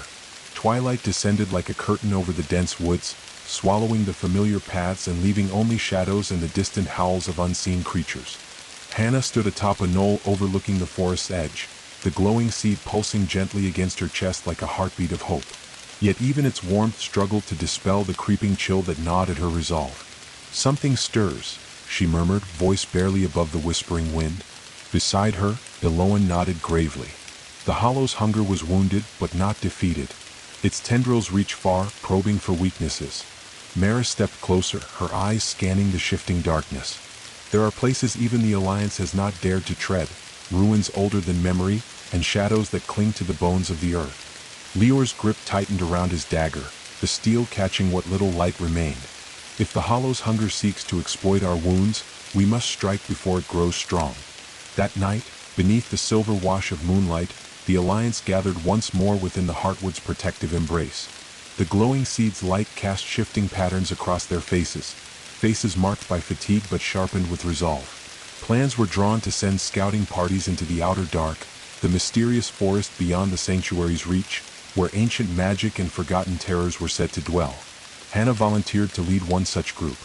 "If there is a source to this new threat, we will find it," she vowed. "And if it threatens the forest, we will face it, together." The following days were a flurry of preparation, gathering supplies, crafting wards, and bolstering each other's spirits against the unknown. When the day came, Hannah, Eloan, Lior, Maris, and Kaelin set out under the gray dawn, stepping beyond the sanctuary's light into the tangled wilderness of the outer dark. The forest here was different, older, colder. Vines thick as arms curled over ancient stones, and the air was heavy with a scent like rot and lost dreams. The canopy above was so dense that only slivers of sky broke through, casting eerie patterns on the moss-covered ground. As they moved deeper, an unnatural silence fell, the kind that screamed in the absence of life. Suddenly, the ground beneath them trembled. From the shadows emerged twisted shapes, creatures born of decay and shadow, their eyes glowing with malevolent hunger. The battle was fierce. Eloan's magic flared in brilliant arcs, cutting through the creatures with searing light. Lior's blade sang as he danced among the shadows, precise and unyielding. Maris's healing spells shielded the group from wounds both seen and unseen. Kaelin's knowledge of shadowcraft helped anticipate the enemy's movements. But the deeper they pressed, the more the forest itself seemed to resist, as if awakening from a long slumber. At last, they reached a clearing dominated by a gnarled tree unlike any Hannah had seen, a twisted monument to ancient pain and dark power. Its bark was blackened, veins pulsing with an eerie, sickly glow. At its roots lay a stone altar inscribed with runes that hummed with a cold, malignant energy. "This is the source," Hannah whispered, feeling the oppressive weight of the darkness pressing against her mind. Eloan's voice was fierce. "We must destroy it before its corruption spreads." But as they prepared to act, a voice echoed from the shadows, a deep, resonant tone filled with ancient authority and bitter hunger. "You cannot undo what has been sown," it intoned. "The forest remembers, it mourns, and it will reclaim." From the darkness stepped a figure cloaked in shadows, eyes like burning embers, a crown of thorns woven from blackened branches atop its head. The new enemy had arrived. The air grew thick with a suffocating silence as the figure stepped fully into the clearing's pale, flickering light. Cloaked in shadows woven from ancient despair, the Thorn Sovereign's presence pressed down like a storm cloud ready to break. His eyes, glowing like embers smoldering beneath ash, bore into the Alliance with a cold, unyielding fury. A crown of gnarled black thorns twisted around his brow, an ancient relic that pulsed with dark power, dripping with the weight of forgotten pain. Hannah's grip tightened on the glowing seed. Every fiber of her being screamed to defend the forest, to shield her friends from this monstrous embodiment of shadow and sorrow. Yet beneath the instinct for battle stirred a deeper, aching question. Who was this creature, and why did he claim such authority over the darkness that sought to consume them? The Thorn Sovereign spoke, his voice low and resonant, rolling over them like a tide of mourning. I am the last of the old kings, bound to this land since before the Hollow's hunger. The forest weeps, poisoned by your defiance. I am its sorrow, its vengeance, and its final reckoning. Eloan stepped forward, her staff glowing with radiant energy, the calm strength of the Alliance's hope shining through. The forest mourns because it has been betrayed and twisted. But we are here to heal it, to give it a chance beyond your vengeance. The Sovereign's crown of thorns gleamed as he raised a skeletal hand, and the twisted tree behind him seemed to pulse, its veins glowing brighter, feeding the dark energy that radiated from the altar. You wield light as if it can undo the ages of grief and wrath. But the past does not fade, it festers, it consumes. His voice grew colder, more biting. I am the forest's true memory, and you, intruders, will answer for your insolence. With a gesture, thorned vines erupted from the ground, snaking toward the Alliance like living weapons. Hannah raised the glowing seed high, the light bursting forth in a searing wave that sliced through the grasping darkness, forcing the vines to recoil with a sound like tearing flesh. Leor lunged forward, blades flashing in deadly arcs, cutting through the creeping shadows that spilled from the Sovereign's form. Marish chanted swiftly, weaving barriers of shimmering light that flickered like a fragile shield, deflecting the relentless assault. The battle was not merely one of physical force, but of wills, ancient sorrow clashing with stubborn hope, despair fighting against unity. Amid the chaos, Hannah's mind reached out to the glowing seed, feeling the pulse of the heartwood in resonance. The seed's light throbbed urgently, a call to remember, not just the pain but the strength born from survival and love. The Thorn Sovereign faltered, the crown of thorns crackling as light pierced deeper into his shadowed form. His voice rose in a bitter cry that echoed through the clearing. You deny the forest its mourning, but sorrow cannot be silenced. Eloan pressed her staff forward, voice rising in an ancient hymn of renewal. Sorrow is not silence. It is the soil from which new life grows. The forest's pain will not break us, it will bind us. Slowly, the thorn vines withdrew, the twisted tree's glow fading as the Sovereign's form began to dissolve into mist and shadow. Before disappearing completely, he left behind a whisper, haunting and chilling. The forest's reckoning is not done. The deepest darkness yet waits, beneath the roots in the hollow's deepest heart. As the mist cleared, the Alliance stood breathless but unbroken, the glowing seed pulsing steady in Hannah's hand, a beacon against the gathering night. The forest around the sanctuary hummed with an uneasy energy, the night thick and heavy as if weighed down by centuries of secrets.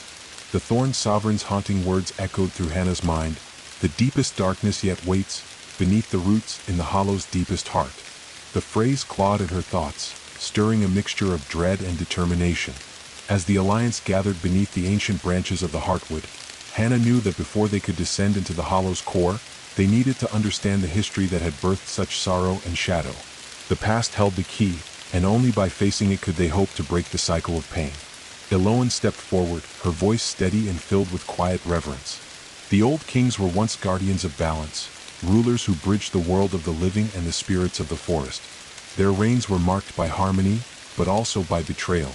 Maris unfurled an ancient scroll, its fragile parchment inscribed with faded runes and faded sketches of thorned crowns and twisted trees. This tells the story of the first fracture, when the greed of man and the pride of the old kings shattered the sacred covenant. The forest's sorrow began then, deep and endless. Kalen, still bearing the weight of his own redemption, traced the runes with reverent fingers. The hollow was born from that betrayal.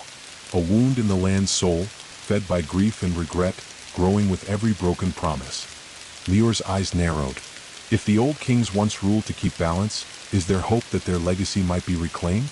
Or is it forever lost to shadow? Hannah lifted the glowing seed, its light pulsing like a heartbeat.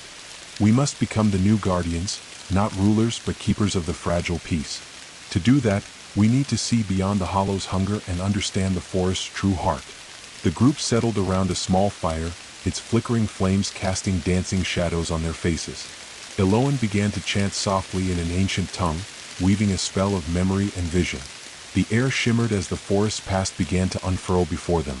Visions bloomed like spectral flowers, towering kings draped in crowns of living wood and thorns, presiding over verdant realms where spirits and mortals walked side by side. Scenes of joy and reverence gave way to strife, whispers of betrayal in shadowed halls, blood spilled beneath sacred trees, and the fracturing of ancient bonds. Hannah watched as the final devastating moment unfolded. The old king's downfall, a cataclysmic rupture that tore the forest's heart open and birthed the hollow's insatiable hunger. The visions faded, leaving the group silent beneath the stars. "We are heirs to their mistakes," Hannah said softly, "but we are not doomed to repeat them." Maris nodded. "Their pain lingers, but so does their hope. We carry both." Eloan's voice was resolute. "The hollow's deepest heart lies beneath the roots, but so does the seed of renewal. We must journey there, not as conquerors but as healers." Lior sheathed his blades with a newfound resolve. "Then let us prepare. Whatever waits beneath will test everything we are." The alliance rose together, bound by shared purpose and the light of the glowing seed. The path ahead was dark and uncertain, but for the first time they walked it with clarity, bearing the weight of the past and the promise of the future. The morning air was thick with a damp chill as the alliance prepared to leave the sanctuary behind. The heartwood's glowing branches stretched overhead like a guardian's arms, their soft light fading gently with the dawn. Despite the warmth of the ritual's remnants, an undercurrent of apprehension pulsed through the group. They were about to journey into the hollow's deepest heart, a place no light had touched for centuries, where shadows festered like wounds forgotten. Hannah moved quietly among her companions, observing the worn faces etched with determination and the subtle tremor of unease. Eloan meticulously packed her satchel with enchanted herbs and talismans, murmuring prayers to the spirits of protection. Lior checked his blades with sharp precision, every movement mechanical yet purposeful. Maris moved among them offering soft words of reassurance, while Kaelin's gaze flickered between past regret and present resolve. "We may not all return from this," Kaelin whispered to Hannah as they stood near the sanctuary's edge. "The hollow's heart is not just darkness. It is despair made flesh, and it will seek to break us." Hannah met his gaze with quiet strength. "We carry the light within us, the hope of the forest and the strength of our unity. That is what will guide us home." With a collective breath, the group stepped into the shadowed woods beyond the sanctuary's reach. The familiar scent of pine and earth gave way to something older and colder. The heavy tang of rot, the faintest hint of sulfur mingled with decay. The forest closed around them like a living thing, the canopy thickening until only slivers of gray sky remained. Roots tangled beneath their feet, twisting like serpents through the mossy soil. The path was uncertain, an ancient trail marked only by broken stones and faint sigils carved into bark. As they moved deeper, a suffocating silence enveloped them. Even the birdsong had vanished, replaced by the distant drip of water and the soft scrape of unseen creatures skittering through the underbrush. At times, the ground trembled beneath their steps, and faint whispers brushed at their minds, fleeting words that vanished before they could grasp them, fully voices woven from sorrow and malice.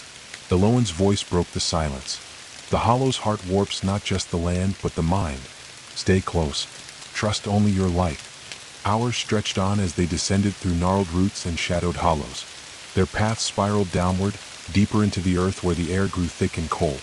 The glowing seed pulsed faintly, a fragile pulse against the oppressive gloom.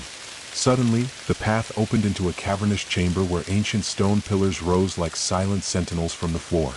The walls were etched with faded glyphs and twisted thorns, and at the center, a great hollow gaped, an abyssal maw that seemed to breathe with a slow, ominous rhythm. From the depths, a low, resonant growl echoed, vibrating through the stone and seeping into their bones. Lior tightened his grip on his dagger. "This is it, the hollow's heart." Maris's eyes shone with quiet fear. "We must be careful. Whatever dwells here will test us in ways we cannot yet imagine." Hannah stepped forward, the glowing seed held high. Its light reached into the darkness, faint but unwavering, a beacon against the consuming black. As they prepared to descend into the abyss, the shadows shifted. Eyes gleamed from the darkness, and a chilling voice whispered on the cold air. "Welcome, guardians. Your journey has only just begun." The cavern yawned before them like the mouth of some ancient beast, its vastness swallowing their torchlight and the faint pulse of the glowing seed's light. The air was heavy and thick, saturated with centuries of silence and sorrow, and every breath they took tasted cold and stale, as if the cave itself exhaled the weight of forgotten nightmares. Hannah stepped carefully to the edge of the abyss, peering into the blackness below. The walls of the chamber glistened with moisture, veins of minerals catching the faintest glimmers of their light like the glint of distant stars trapped underground. Yet the oppressive gloom seemed alive, shifting and breathing, waiting. Behind her, the others gathered close, their faces pale but resolute. Eloan whispered an invocation to the forest spirits, her voice steady though the tremor in her hands betrayed her own unease. Maris held a small charm of protection, its gentle glow a fragile shield against the encroaching dark. Lior's gaze never wavered, blades drawn and ready.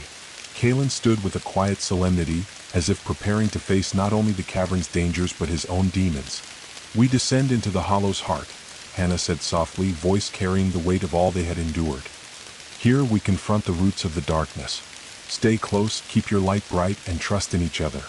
They began their descent, moving carefully along a narrow, winding staircase carved from ancient stone. The steps were slick with dampness, and the shadows deepened with every footfall. The glowing seed in Hannah's hand pulsed faintly as if urging them onward. As they descended, a subtle change came over the cavern. The air grew colder, the silence heavier. Strange echoes whispered just beyond hearing, voices that seemed to call their names, weaving between memories and fears. Suddenly, the path opened into a smaller chamber where walls were inscribed with cryptic runes glowing faintly in an eerie blue light. At the center, a pedestal bore a crystalline shard pulsing with an otherworldly energy, the first of the trials. Eloan stepped forward, tracing the runes with reverence. "These are tests of mind and spirit. The hollow seeks to break us from within." Kalen nodded. "We must face what lies hidden, fears, regrets, and the shadows we carry." One by one, the Alliance approached the pedestal. As they touched the shard, the cavern dissolved around them, replaced by visions that wrapped tightly around their minds like a web. Hannah found herself in a forest on fire, flames licking at ancient trees, screams echoing in the crackling air. Faces of lost friends flickered through the smoke, voices pleading, accusing. A voice whispered in her ear, cold and accusing, "You failed them. You led them into darkness." Her heart pounded. The glowing seed pulsed wildly in her hand, reminding her of the truth, that they fought for survival, for hope, even amid loss. With effort, she shattered the vision, the flames dying to ash as the cavern returned. Next came Eloan, whose trial was a labyrinth of mirrors reflecting endless versions of herself, each a whisper of doubt, fear, and suppressed anger. She struggled through, confronting her own shadows and emerging stronger. Lior faced his trial beneath the waves of an endless stormy sea, battling his fear of helplessness and loss. Maris endured a silence so profound it threatened to erase her very voice. Kalen faced a mirror that reflected not his guilt, but the possibility of forgiveness. When the visions faded, they regrouped, breathless but unbroken. "We are stronger than the hollow's lies," Hannah said firmly. "Each trial tears away the darkness until only the light remains." But as they prepared to move deeper into the cavern, the air shifted, a cold, malignant presence closing in. From the shadows emerged a creature woven from root and bone, its eyes glowing with ancient hunger. The hollow's guardian. The final test had begun. The chamber trembled beneath their feet, the very stone echoing with a growl that seemed to rise from the bowels of the earth itself. The creature that emerged from the shadows was unlike any they had faced before, an immense colossus of twisted roots, cracked bones, and bark woven into jagged armor. Its eyes burned with a fierce amber fire, reflecting the centuries of rage and sorrow that had given it life. It moved with slow, deliberate menace, each step shaking the cavern and stirring clouds of dust and decay. Hannah's breath caught in her throat, but she stood firm, the glowing seed clutched tightly in her palm. "This is the hollow's last defense," she said, voice low but resolute. "We cannot falter." Eloan's staff flared with radiant light, casting long shadows as she stepped forward. "Protect each other. This guardian feeds on fear and despair. Our unity is its weakness." The creature roared, a sound like the cracking of ancient timber, and lunged toward them. Lior was quick to respond, blades flashing in precise, deadly arcs aimed at the monster's exposed joints, knots of blackened bark and brittle bone. Each strike drew a low, guttural hiss but failed to halt its advance. Maris wove protective wards, shimmering shields of light surrounding the group, absorbing the impact of the guardian's crushing blows. Kalen, his knowledge of shadow and forest craft deepened by his redemption, whispered counterspells that sapped the creature's strength, sending shards of dark energy scattering into the cavern's depths. But the guardian was relentless. Its massive arms swung like trees uprooted, crashing toward the Alliance with devastating force. The ground shattered beneath them, sending rocks and splinters flying in every direction. the air filled with the acrid scent of burning bark and earth torn open. Hannah darted beneath a crashing blow, rolling swiftly and planting the glowing seed against the creature's chest, its pulse matching the beat of her heart. A blinding light burst forth, searing through the twisted form, forcing it back with a howl of fury. But the guardian recoiled only momentarily before surging again, more furious and desperate than before. Eloan called forth a torrent of cleansing flame from her staff, swirling it around the creature in a ring of searing heat, yet even fire seemed to slow only, not stop, the raging force. The cavern walls echoed with the clash of wills and strength, the battle dragging on like a storm unleashed. Exhaustion began to gnaw at the Alliance's limbs and spirits. Suddenly Maris faltered, a searing pain cutting through her shield as a thorned limb lashed out, catching her unprepared. She cried out, collapsing to her knees as the light around her flickered dangerously. "Maris!" Hannah cried, rushing to her side. Leor moved with lethal precision, cutting through the Guardian's defenses, but the creature adapted swiftly, twisting its form into grotesque shapes, becoming more shadow than substance. Kaelin's voice rose above the chaos, chanting fiercely. "The Guardian's strength comes from the Hollow's heart itself. We must sever its link to the darkness." Hannah understood immediately. She raised the glowing seed high, channeling every ounce of her will into it. "Eloan, help me focus the light. Leor, protect us." Together, Hannah and Eloan wove their magic, light and flame entwined, sending a focused beam into the seed, which flared with brilliant intensity. The Guardian shrieked, the crown of blackened roots cracking and splintering as the dark energy binding it unraveled. With a final echoing roar, the creature collapsed, disintegrating into a cascade of brittle leaves and ash. Silence fell over the cavern, heavy and profound. The Alliance stood battered but victorious, the glowing seed now pulsing with steady warmth, a sign that the Hollow's deepest darkness had been broken, at least for now. Maris, though weak, smiled faintly. "We did it, together." Hannah nodded, the weight of the battle pressing down but tempered by hope. "The Hollow's heart is still wounded, but our light shines brighter." The cavern's oppressive gloom began to lift, replaced by a soft, golden glow emanating from the seed, an invitation to healing and renewal. They knew their journey was far from over, but in this moment they had turned the tide. The cavern, once an oppressive maw of shadow and despair, now breathed with a tentative light. The glowing seed pulsed steadily in Hannah's hands, its warm radiance spilling like liquid gold across the cracked stone floor. Around them, the echoes of battle faded into silence, replaced by a profound stillness, a moment suspended between the end of darkness and the birth of hope. The Alliance gathered close, their bodies bruised and weary, but their spirits unbroken. Maris leaned heavily on Eloan, her breath shallow but steady. Leor wiped the grime and blood from his blade, eyes scanning the walls as if expecting the shadows to rise again. Kaelin, once burdened by guilt and betrayal, now stood tall with quiet dignity, his redemption forged in the fires of their trials. Hannah's gaze lifted toward the cavern's ceiling, where faint glimmers of light filtered through cracks and fissures, the first tentative stars piercing the darkness from above. "We've faced the Hollow's heart," she said softly, voice thick with emotion. "We've fought its wrath and survived its trials. But this is only the beginning. The forest's healing will take time and vigilance." Eloan nodded, the glow of her staff steadying in the quiet. "The Heartwood's light will guide us. The Alliance is stronger now, bound not just by duty but by trust and hope." Maris smiled faintly, pain still evident but overshadowed by relief. "Together we've sown the first seeds of renewal. The forest will remember that."